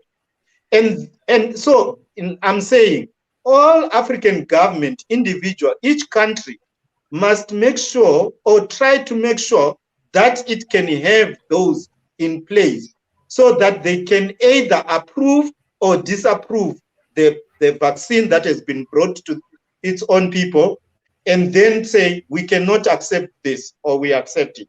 That's for one. So that why? For the purpose of saving lives. That's my first point. For the purpose of saving lives here and now. Then looking into the future. Okay, before I even go to the future, what about the low income countries? Africa has of the entire world's low income countries, Africa has got 9 of the most low income countries. Okay, now those income countries should depend or should collaborate with the countries that are better off. Your South Africa, your Kenya, your Nigeria, among others, your Egypt, to be able to work together. So collaboration, unity must help so that you support, because if they don't have those structure, the academics that can research, the government researchers as well as the public, then you need to rely on researchers in another African country so they can approve the medication, the vaccination to be carried, to be administered in that country. That's now going into the future. It is the question about learning from the lessons now. To say, like I said, science is still telling us that we still have other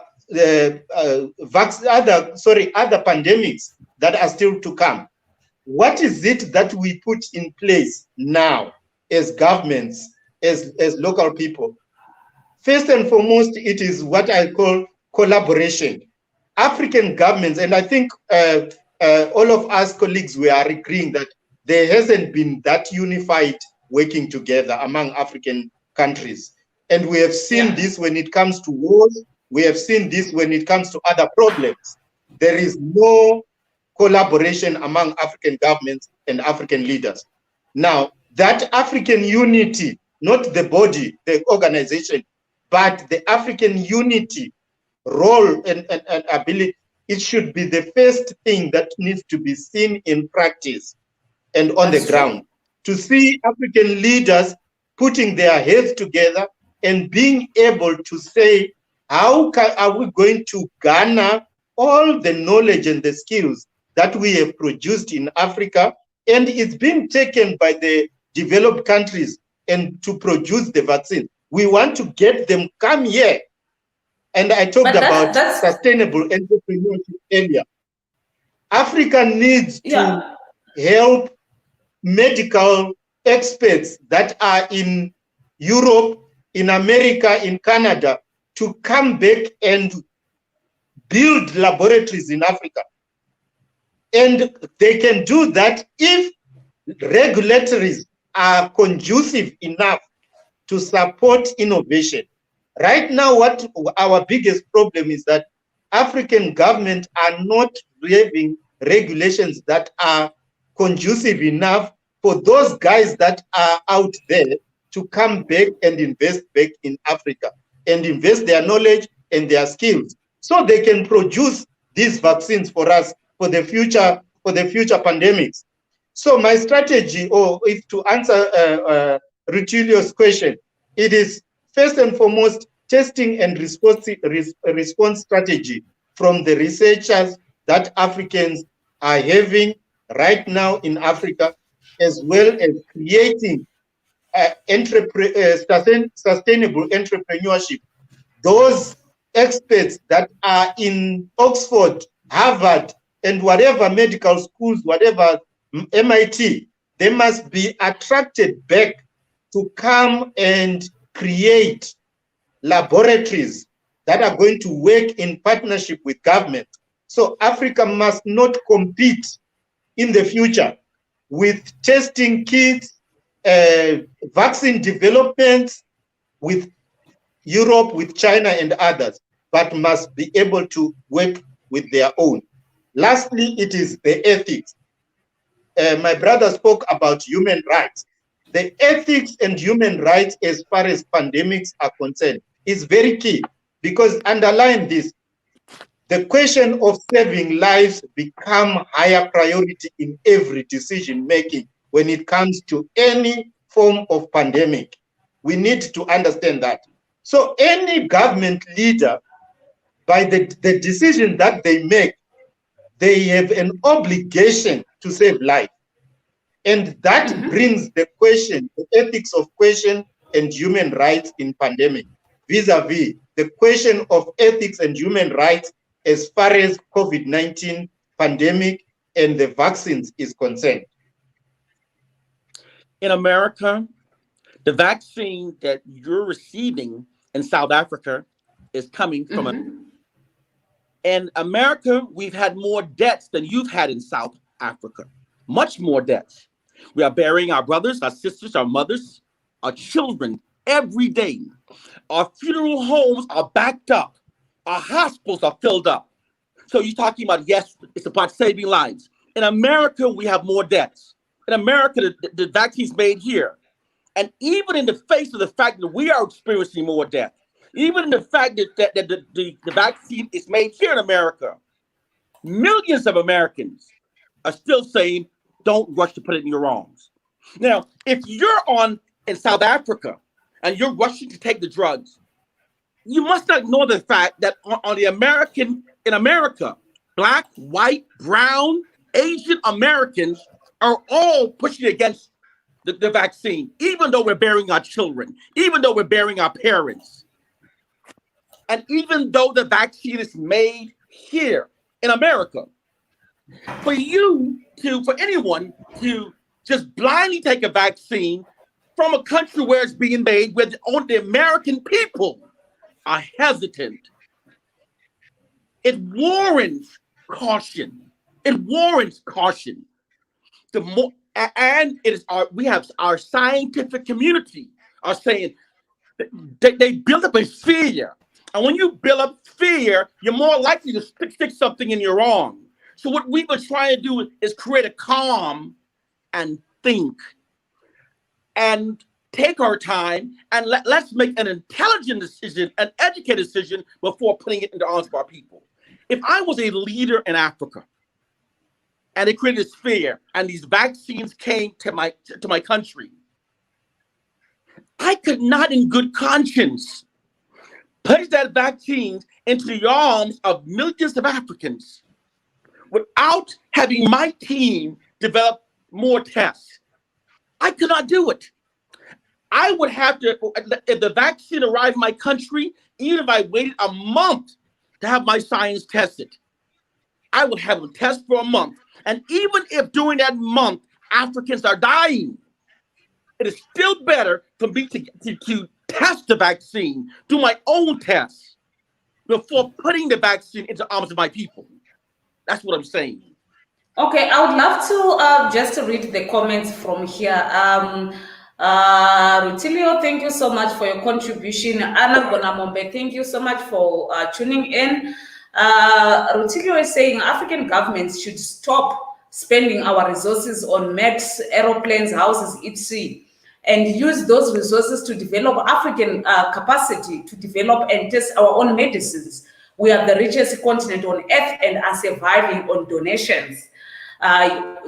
She went on to say Africa needs a center for disease control funded by the AU to conduct research and produce medicines for African diseases. Right now, we are altogether too reliant on donors.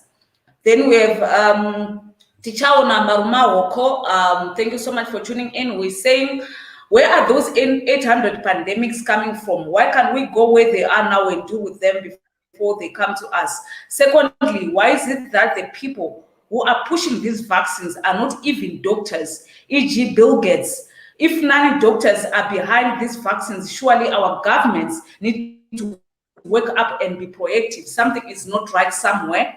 Reiti Chemvura, good afternoon there, African solutions for African problems.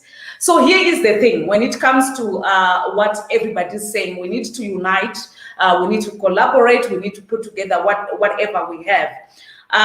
Back in 2017, Zimbabwe auctioned cattle worth of 1 million. That was 770,000 pounds. That's 1 million USD, to raise money for the African Union Foundation to help end the donor dependence syndrome.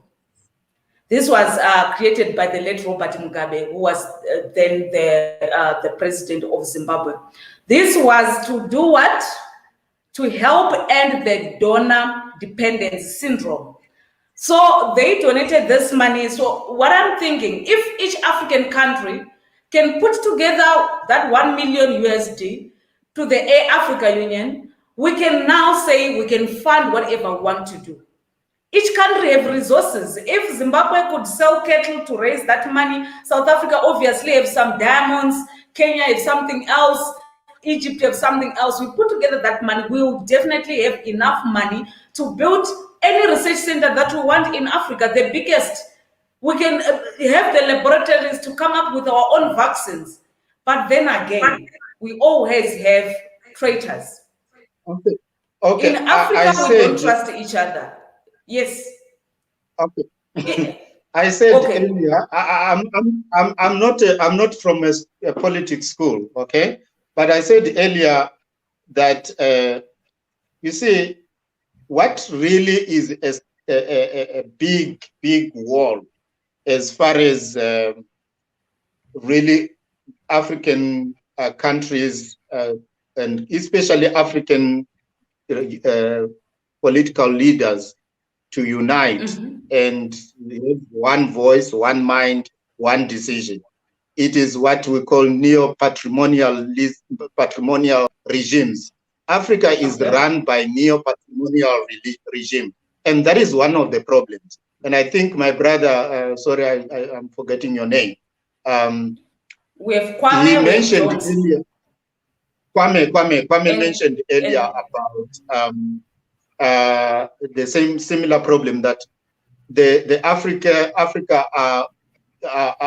tend to work within the silos of colonial silos, if I can put it that way. You didn't put in those words, but colonial silos. And if you look at those colonial silos, they are nurturers of neo-patrimonial regimes. So we claim, as Zimbabwe, we claim to be not like British. We are no longer a British colony. That's what we claim. But somehow we behave that way in how we lead, in how we run our politics and all other things, and how decisions are made. There is no democratic voice. There is no the consultation of the masses. So that is another. So if you look at that, then when it comes to Zimbabwe trying to come and have a relationship or how to work with South Africa, they want to start and say, we were not colonized by people that colonized you. So you cannot think like us. We think like this. So that is a biggest stumbling block for us to the neo-patrimonial regime attitude, number one. And number two, if it's not neo-patrimonial regime attitude, it is what I can call belly politics.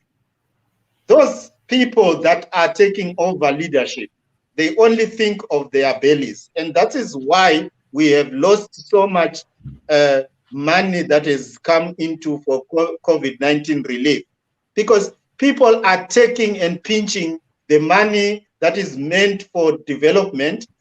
I mean, let's forget about what is given by the donors. Like I said, every country has got people that are paying tax. Government is collecting thousands, if not millions, on tax.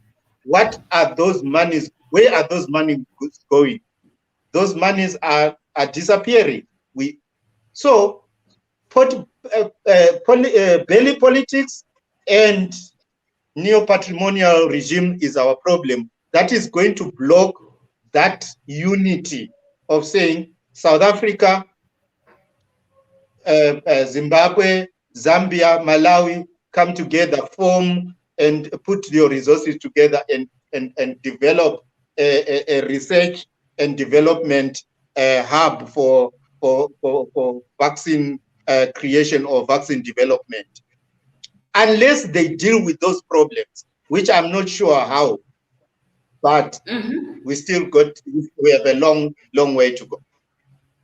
Kwame, how do you think we should deal with what Dr. Mfazo have just highlighted? How do you think we should deal with that?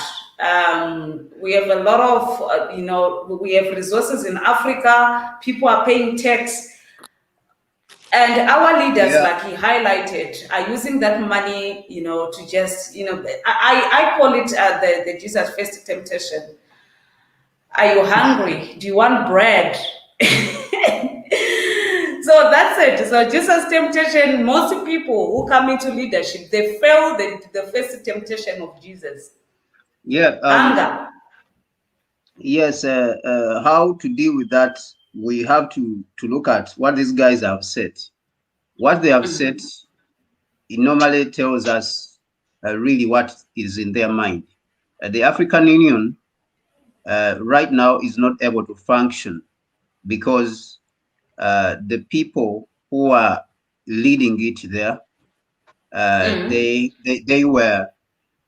are not given power. They are not given this empowerment by the leaders, the African leaders, the presidents, because the presidents make all the decisions. So, for example, when they say that this policy of non-interference in the country's affairs, that policy actually is the one which is affecting a lot. So it makes the African Union dysfunctional and less effective. And people have been complaining about this. So we have to look into their mind and see. In their mind is that we, as the Africans, we should wait for 2063 for Africa to be functional, for us to have rail system, a transport system which moves from South Africa to Cairo, or a transport system with roads, highways which move from Senegal, in Dakar up to Zanzibar, maybe up to Tanzania, passing all through, So this is their mindset. And most of these guys are not going to be around. They're going to be dead by 2063. Right. Okay. So what I would say to the youth is we have to reject this. Okay. So we have to reject this with the utmost energy which we have and say we cannot wait for this. We cannot wait for this. We cannot continue waiting for this. It is too far for us to, we have seen the world develop. Okay. We have seen China being built. We have seen Singapore being built. We have seen South Korea being built in less than 30 years. In less than 30 years. That's true. That's true. Guys, yes, a country which was a third world country, China, Singapore, South Korea. In 30 years, these countries have been transformed very quickly. And these guys are telling us that we should wait for this. So I would say to the youth that we should reject this kind of thinking. And these people, we have to push them that we want a united Africa now. Because without a united Africa, that is why you are seeing these problems which are happening now. The numbers now, the death numbers are skyrocketing. They do things which are uncoordinated. Africa is losing over $100 billion every year. And who's facilitating this? These people who are there in power, who are calling themselves that they are leaders. Okay, Africa now has a deficit, infrastructure deficit of 200 billion every year. And yet these guys are letting $100 billion flow out every year. And they are calling themselves leaders. And they are running to take loans from the IMF so that they can use the same loans to buy the vaccines so that they can steal them. So this is what is happening. So there is an organization in Ghana right now which has launched this call for the removal of the borders in Africa. It's called the Economic Fighters League. I'm part of that organization. And the campaign has been launched. And I would encourage everyone to support this campaign, the media, the youth, because these are the things which we want. It is in times of crisis that great leadership arises. It is in times of crisis that we see real leaders coming out. Okay, so instead of us panicking, and then these guys capitalizing, these foreigners and imperialists capitalizing on this this fear, it is up to us. It is time for us as the youth to stand our ground and say, if you are not bringing African solutions and you just want to go and bring vaccines and test on us and make us guinea pigs, we will not accept. So let us accept, we can accept the death for a time being so that we can get real African solutions. Because these guys, they don't want to think. They don't want to use their brains to think and come up with solutions which are sustainable. So we cannot be used as guinea pigs all the time, because the people are panicking and they are calling themselves presidents and they cannot solve these problems. So the campaign, which is called Berlin Must Fall, which is being launched by the Economic Fighters League, is on. Yeah, I saw that. Yes, it is on. It was launched yesterday. So it is up to the youth all over the continent to support this. Because these people, when you look in their mind, they are projecting unrealistic timelines when they are not going to be there, so that they can leave these functional things for us. So we should not accept, for things to remain that. This is the genesis of Africa solving its own problems, so that we are not always caught in this panic and being used, is for us to unify the continent. That is how it's for us to bring down the borders all over the continent. That is the genesis, so that we can take control of the continent. And then we will start making decisions which are outside panic, decisions which are African in nature. So that is the only thing which I can say, that the youth have to take the responsibility. These people who are in power, they don't want to take responsibility of the continent. That is why you see that things are like that. Everyone does whatever they want.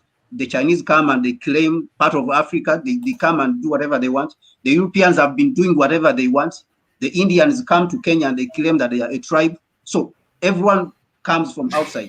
Now the Russians come, and you cannot all over. You cannot come from Africa. Sorry, you cannot come from Africa and go to India or to China, yes, and claim that I'm a Karanga, I'm forming my own tribe here. So, we have seen that with South Africa now. Okay, so you can go on. These grown people who are calling themselves leaders in Africa, we have to make it very, very clear that this is not going to happen. We are not going to take this. A lot of them, 20 years, 15 years, are not going to be there, but they are making decisions which are going to have an effect for the next 200 years on the continent. And most of the decisions they are making, they are foolish decisions. Sorry to say, but the youth have to stand up. It is time that the youth stand up. I think some of the decisions that are made when they are under pressure. If I can come in there, you have got a very important point, and I think this has been research proven, that Africa is the youngest continent because of its populations. And then the only people, generation that can change Africa are the young people. My only concern and question to you as a young person is around how you young people are allowing yourself to be swallowed by what I called earlier belly politics. You are consumed by belly politics because, and also you then participate in neo-patrimonial regime standards. And for me, that is a concern, because I have seen many young people coming and being so vibrant and activists politically, and acting against the regime, but within no time, they are swallowed into this whole neo-patrimonial regime, and they are nowhere to be found. My question really is, how do you allow yourselves, with your call, the call that you are making to the young people, to say, we are the ones that can change the whole political spectrum, that can then drive the solutions, drive African solutions for African problems? Yes, because so really the starting point is leadership. If you young people, okay, just what? If you young people refuse to be swallowed into belly politics, number one, and into regime that are coming from the colonial frameworks, I will say champion. You will change Africa. Yes. So the new Africa we want, definitely, is a fast developing Africa, because Africa has to be changed within a period of 30 years to a leading economy. Okay. So books have been written. The solutions are there. If you go around the continent, we have how many parliaments? We have constitutions all over this continent. These constitutions, all of them, they don't allow corruption. Okay. It is not that the laws are not there. The laws are there, but the laws are not implemented. Either if the law is there that it doesn't allow people to be corrupted, then there is another law which allows banks to take out money out of the continent. So I always say that the law is like a cobweb, is a spider cobweb. It only catches the small insects, but the big insects, they just go through. So we have a situation whereby these big people who are working with banks and, you know, connected to ministries, they just go through and they put money outside. Like I said, Africa is losing up to $100 billion every year, you know, to illicit financial outflow. This is a report which came out last year in November by the United Nations. And actually they say that this is an underestimate. Now, what are we going to do to develop Africa without this? What we need is that we need a new value system. And these things have been created. There's a gentleman, he's called Hannington Mubaiwa. He created a new system which is going to develop Africa. It is a completely new system created through a system called the Rapid Africa Plan. He came out with a system called the Rapid Africa Plan. It is about us coming together, developing Africa on a new industrial platform. A new industrial platform, different from the system which we have. It is completely detached. You know, it is detached from the current system, because the system which was created and we are running now is a neo-colonial system. The purpose of the system which was created, political, economic, and socio-economic, when you look at whatever is being taught in schools, these systems, they were created to suck resources out of Africa. Like I said, that is why you are seeing resources are flowing out of Africa. China had to go afresh and create new systems for their country, a new value system, new leadership system, new socio-economic system in their country, so that resources will be stemmed from flowing out. So this is what we are going to create. So that new value system and new industrial system, a new political system, not this kind of system, like elections. For example, when you say election is a democratic way of looking at things. But when you talk about democracy, for example, it is not only electing that is democracy. So all these things are going to be looked at afresh. Then we will have a new value system, a new system of bringing leadership, which is concerned about the affairs of the people, about the welfare of the people. People who are proud. Being corrupt and taking the resources which belong to the people is another way of being, of people being lacking confidence in themselves. When people lack confidence in themselves, low self-esteem, I call it low self-esteem, because if you take money from your country and you go and put it in Switzerland, that means you have low self-esteem. You know, you do not believe in yourself. You do not believe in your people. But why would you do that if you believed in yourself? So this is what we call a new value system. So coupled with the new political system, a new socio-economic system. And then we know that this will help Africa to come up very quickly.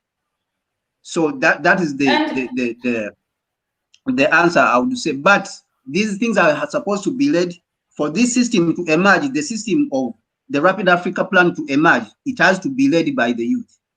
It has to be led by the youth, because we understand that for you to change society, you create a new system so that the old system can go with the people who believe in it. Because we understand that these people, they cannot be changed now where they are. You can't change them where they are now. They are recruiting. They are recruiting young people who think like them and see like them. Exactly. They are also, number two, like I said, the Jesus first temptation. The first thing is the youth that you are working with. If we can look at, okay, I'll give you the Jesus example again. When he chose his 12 disciples, he chose those who were able to contribute something to the ministry, right? Yeah. People with their own money. Right now we have young people who don't have an income to even come to the meetings or to buy data. So there will always be one leader in government who see potential and offer a briefcase to one of your own, and that person Yes. will turn this whole thing upside down.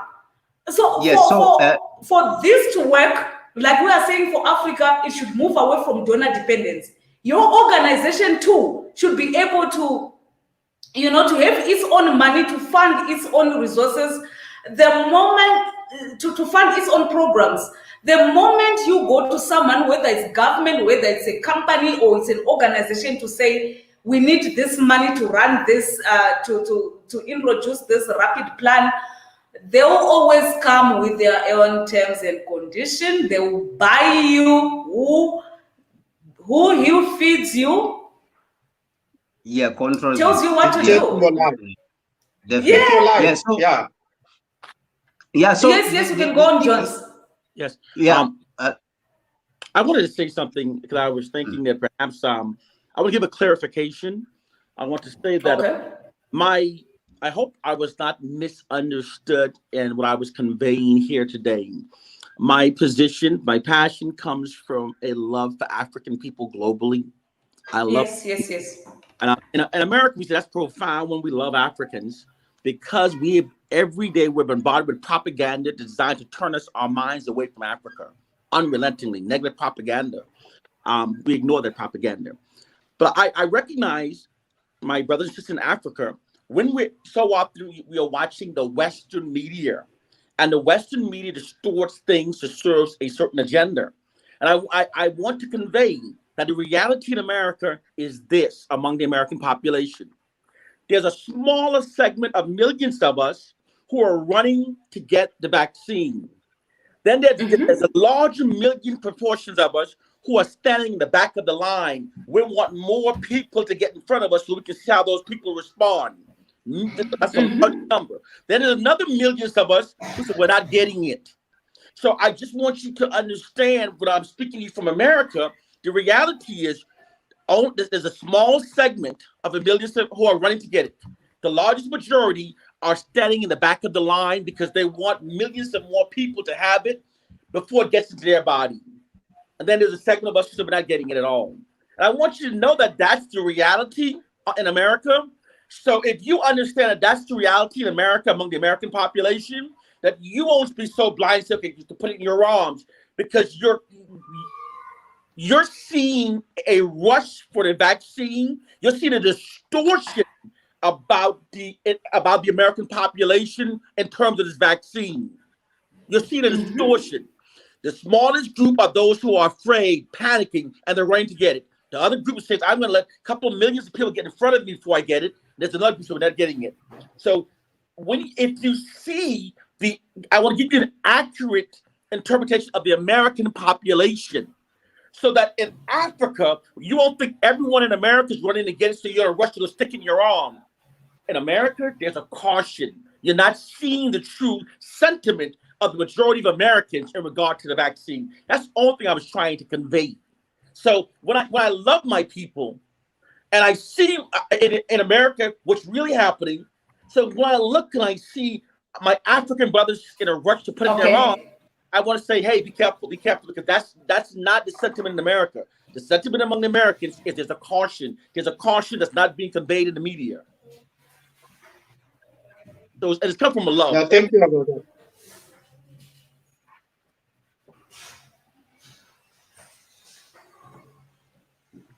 Okay, I'm not sure what's happening. Is the network? It's a bit bumpy. Okay, you can carry on.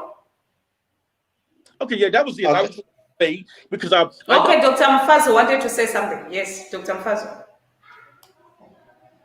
No, I think I wanted to. No, I acknowledge what Jones has just said. No, I think from myself, I really understand where you're coming from. and your passion for Africa and for African people. And I think also the support that really Africa has gotten from the African American, I also very much understand it, and I sometimes do find myself reading about it. But coming back to our topic questions, I just wanted to highlight probably something that really we really need to think about as far as the COVID-19 is concerned. It is the post-COVID-19, right? The post-COVID-19. The question is, where we are now, where will we be after this COVID has ended? And I think that's a very important question, because for me, if we look at the decisions that governments made during the height of HIV and AIDS, they never really asked themselves, post-HIV, what will we be doing? And what should we put in place that should allow us, be it that another pandemic comes along? The sure thing is, like I said before, they had the data, they received the data, they received the information, and World Health Organization, and among other organizations that are working around diseases, they produce this information, they make this information available. But why are African governments and government leaders never prepared themselves properly? Probably we might also be fooled as well. I stand to be corrected, and I don't want to sound very oblivious of the weaknesses as far as decisions, African government decisions are concerned. To say that yes, the prevalence have been slow and have been managed. Therefore, African leaders have really taken good decisions. Given, but I don't want to be oblivious of that history of failed decision making in other areas, including other past pandemics, and also lack of preparedness when it comes to research and development, and given specifically research on pandemics and infectious diseases, whereby it will lead, those research will lead into development of vaccines. Because the real question, if we have the history of pandemics and we have come so far with the history of pandemics, surely by now we should be having an alternative. And remember, vaccines are not only created once. They are a process, like I said, it is a development landscape when it comes to vaccines. Because every vaccine created, it's tested, it doesn't pass, they go back and try to rework it out. Even if it becomes effective for this pandemic, but for the next variant, it may not be effective. Therefore, it's a continuous process of developing and redeveloping vaccines.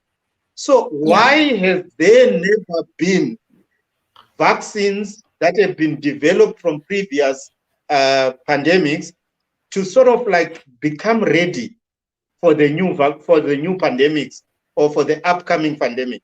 So therefore, post-COVID-19, the decisions that should be starting to be on the table based on the first finding process of decision making through research and science based in Africa by Africans should surely help the government to really put their house in order as far as pandemics are concerned. And for me, if I may also suggest as a way for those who are listening out there, we have colleagues who are experts in medical field, who are and I want to believe, who are contributing to the vaccines that we are ordering now to be brought to Africa, who are contributing in developing those vaccines in first world countries. Can those be helped to be lured to come and develop? And can policies be very friendly and helpful to accommodate those experts to come and establish themselves in Africa and be supported?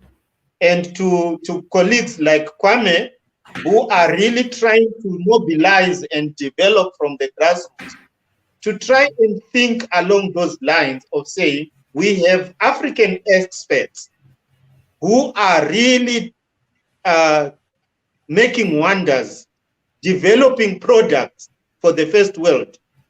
What models can we create that are going to lure and bring back our Africans in diaspora to come and contribute back to Africa?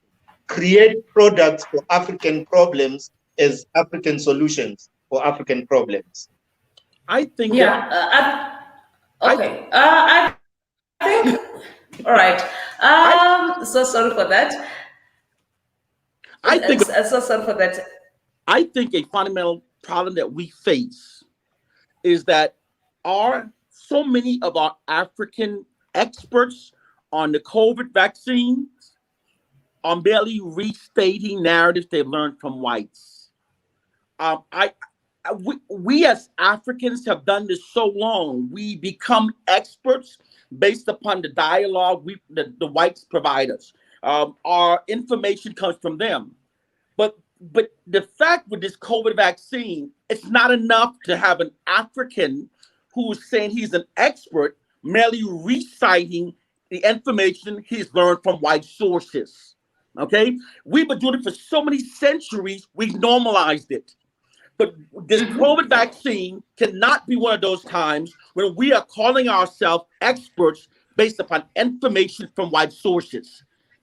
It's amazing that our minds have been so conditioned that I have to fight against my own people to show you that you're functioning, you're calling yourself an expert based upon narratives, research entirely from white sources. When we are talking about putting something into the arms of billions of Africans, we have to do our own research. When we call ourselves experts, it's be experts based upon our own research. This is a situation, it's detrimental. It's detrimental. It's too dangerous for us to call ourselves experts merely restating white narratives. This is too dangerous for that. We must do our own research. Yes, but which is why we are agreeing that governments, the role of government is to create a regulatory system that is going to protect intellectual property first and foremost. Let me take, for example, if Zimbabwe, for example, identify a specialist in immunologist or an expert in a biotechnologist who is at Harvard, I'm just giving as an example, then they create a regulatory system to make sure that that particular expert comes to Zimbabwe, creates a vaccine, and they give it a name. They protect that particular product as a Zimbabwean product created by a Zimbabwean, and then sell that product to other world. What we do not have in Africa is exactly that, where intellectual property for Africans is never protected. There are no conducive environment for intellectual property to be protected. So even if we research, I can research and research, but if there is so much ceiling to break through for me to come up with a breakthrough idea that is going to also be protected by government, it's going to be difficult.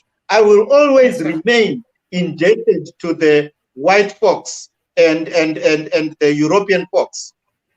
because my own government cannot create an environment that is conducive to protect my capabilities, my intellectual capabilities. So for me, that is another John's way we are agreeing that the scientist, the African science, needs a conducive regulatory environment, and that can only be created by governments. That can only be put in place by governments. And as long as governments are still very lackadaisical about creating those kind of regulatory environments, our own experts will always run elsewhere to go and give their services, and they pay and get paid for those services. And they will never be able to feel appreciated to create products for Africa as Africans. What I'm saying, this is not necessarily about creating products. What I'm saying is this. Remember some time ago in Kenya, Bill Gates sent vaccines into Kenya. And those Africans in Kenya took the initiative to research the vaccine, and they found inside the vaccine was a drug that was sterilizing the Kenyan women. Now, because they took the time to do that research, look how many millions of African lives they've saved because the mass sterilization of the Kenyan women was stopped. That was not about intellectual property. Those scientists, those doctors, they took the time to research the vaccine. Had they not, think for a second, had they not taken the time to research the vaccines that was spreading to Kenya by the Bill Gates Foundation, and they were targeting young African women, had they not researched, think about how many millions of African women, how many Africans' babies will not be born. But those scientists took the time to do their research, and it was not about intellectual property. It was merely taking additional time, and those African scientists are now heroes because they've saved millions. They've saved the lives of Africans who aren't even born yet. So I don't look for roadblocks. It's just simple. What the Kenyan scientists is an example of what all Africans should do in terms of vaccine. They was trying to sterilize Kenyan women, and those scientists found it, and stopped distributing the vaccine. That's all I'm saying. That's all throughout Africa. We need to do the same thing they did in Kenya. Test everything. Okay. I think, Jones, you are making a valid point, and I get what you're saying. From my understanding, what Dr. Mfazo is saying is the governments in Africa should create an environment where our researchers, our scientists who are based out of Africa can be able to come and do their job without any interference. When you come to Africa, some of their policies here, they really hinder people who really want to work for Africa from doing something. Our leaders sometimes make it very, very difficult. You can come up with a vaccine today here in Africa. Either they can mess it up, or secondly, they don't give you the credit that you want. So most people who are good at what they do, they run and go to America where they are appreciated. So we need to have that environment from government level, from Africa Unity. We need to have that confidence in them to say, when we decide to do the research, when our scientists decide to do this, they have the full support without any hindrance. In that way, you will see many diaspora who just come back home and invest back home. We have a lot of people. We have Zimbabweans, we have money in South Africa, we have money in USA. But why are they not going back home to invest their money? We have Kenyans who are abroad. We have Nigerians who are all over the world. They have the money. Why are they not, coming together and say 5 of us, we can build a research center costing 200 billion. They can be able to raise that money. But looking at it, our governments, they make it so difficult. In some areas, very difficult for people to have confidence in their own countries. So I think that's what Dr. Mfazo was trying to say. my point is what we learned from Kenyans. The Kenyans did not create a vaccine. What they merely did was took the existing vaccine and test it. So if Africa's not making its own vaccine, just do the extra research to test the safety of it. The Kenyans did not create their own vaccine, but they test the safety of it. So if Africa doesn't have the time or resources to create our own vaccine, we at the very least should test the safety of the vaccine being sent to Africa. That's what I'm saying, what Kenya has done. Yeah, I think, thank you so much. Let me just add something.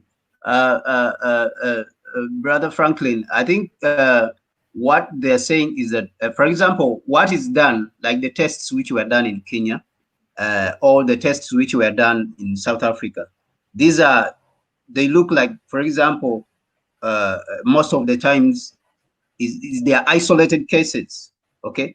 Because of the way the politics is structured in Africa, that the continent is fragmented. So you find that other countries in Africa, they are not carrying out this research. They just bring vaccines and they start injecting people. And then these effects, some of them, they come after 50 years. Some of the effects, they appear after 10, 20, 30, 40 years. You see, because these people who brought them, they have their intentions. So even though some countries may test, like in Kenya, maybe, it may depend even to the type of president who is there, who will say that I don't want things to be tested on my people.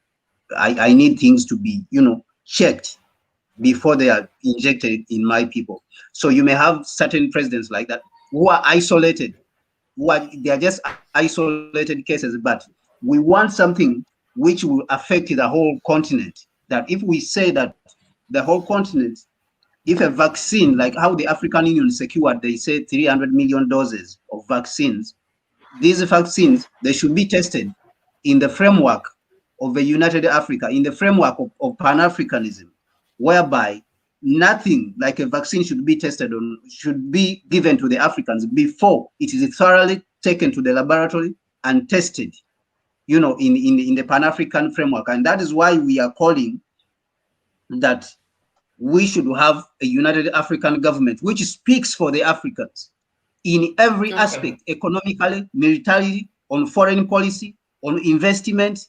Things should not be done whereby everyone is running and going in different directions. So I think that all of us are in agreement on what we are discussing mostly. Thank you very much. Thank you. Okay, we are almost left with only 17 minutes for us to wrap up on the topic, and that will be the end of our show for today. If you just tuned in, this is Radio 54 African Panorama with Martha Matarenda Shumba, creating the Africa we want. And the question was, is Africa making the right decision regarding COVID-19 lockdown and vaccines?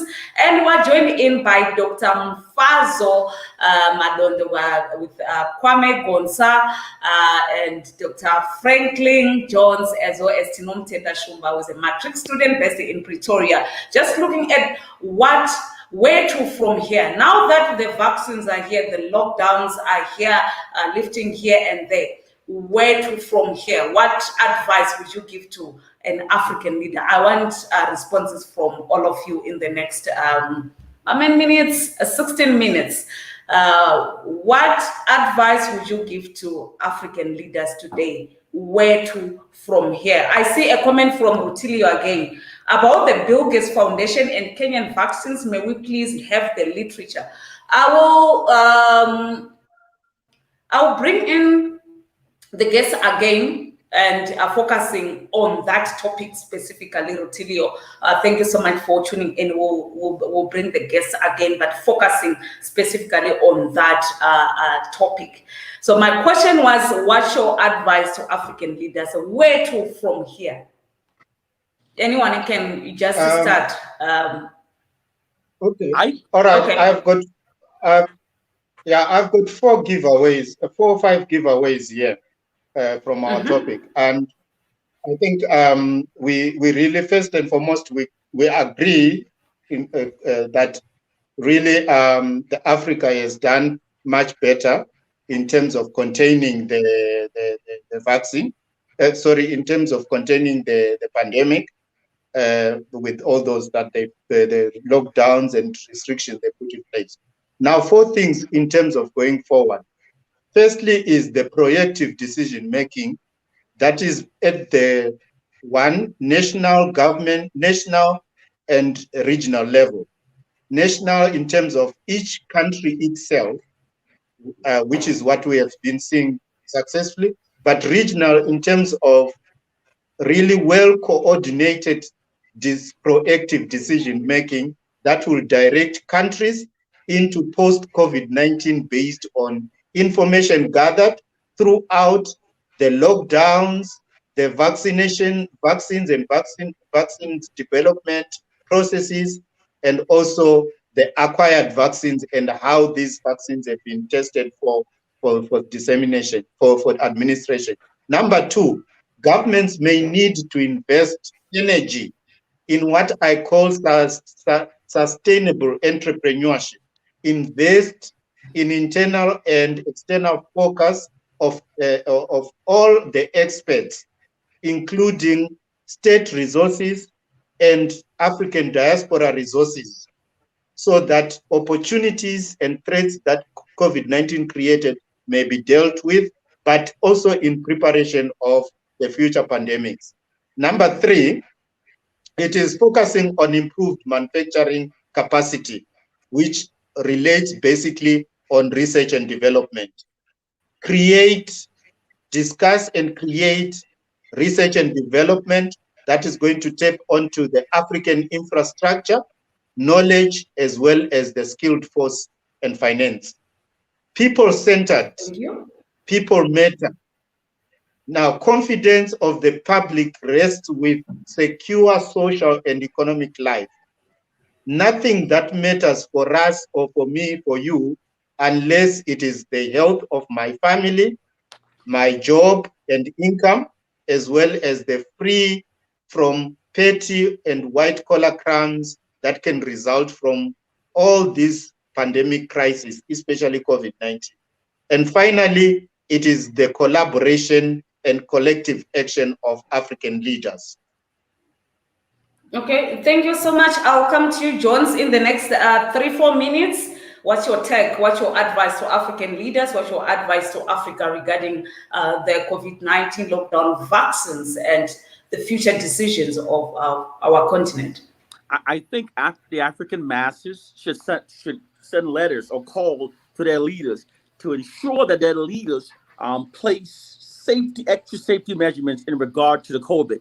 Here in America, because they removed so many safety walls to get it out to the public so quickly, I think it's inherently responsible thing to do is to create additional safeties before putting it into the arms of our people.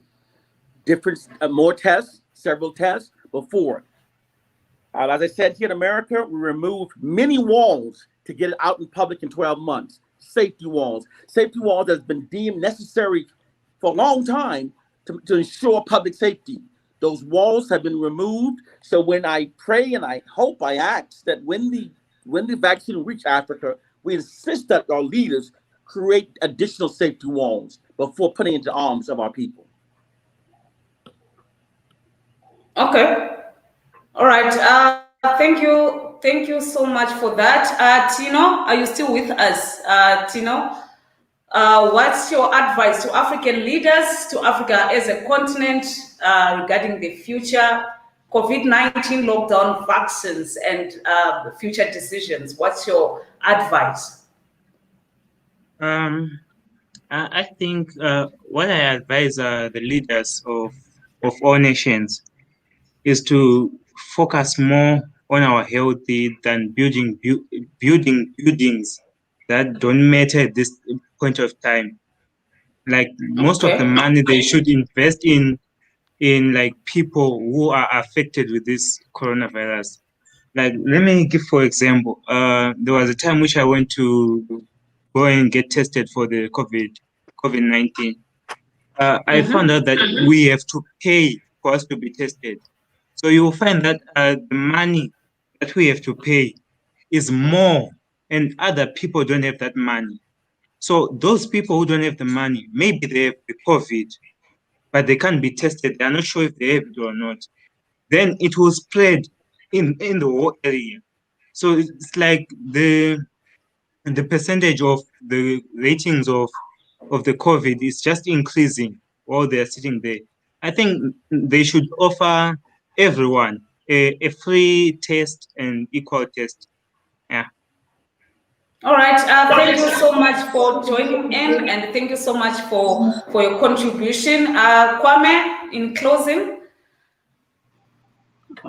Thank you very much. I would like to thank the panel, the doctor, Dr. Franklin, and Tino, and you yourself, Martha, and Radio Panorama 54. Yeah. So what I would say is that Africa has really done well as compared to other places. We have almost 1.3 billion people on the continent, with only around 97,000 deaths compared to the 350 million people in the United States, and they have lost around 500,000 people. Yeah. So we are way compared to our population. We are way doing very well with the virus. So we should not let panic.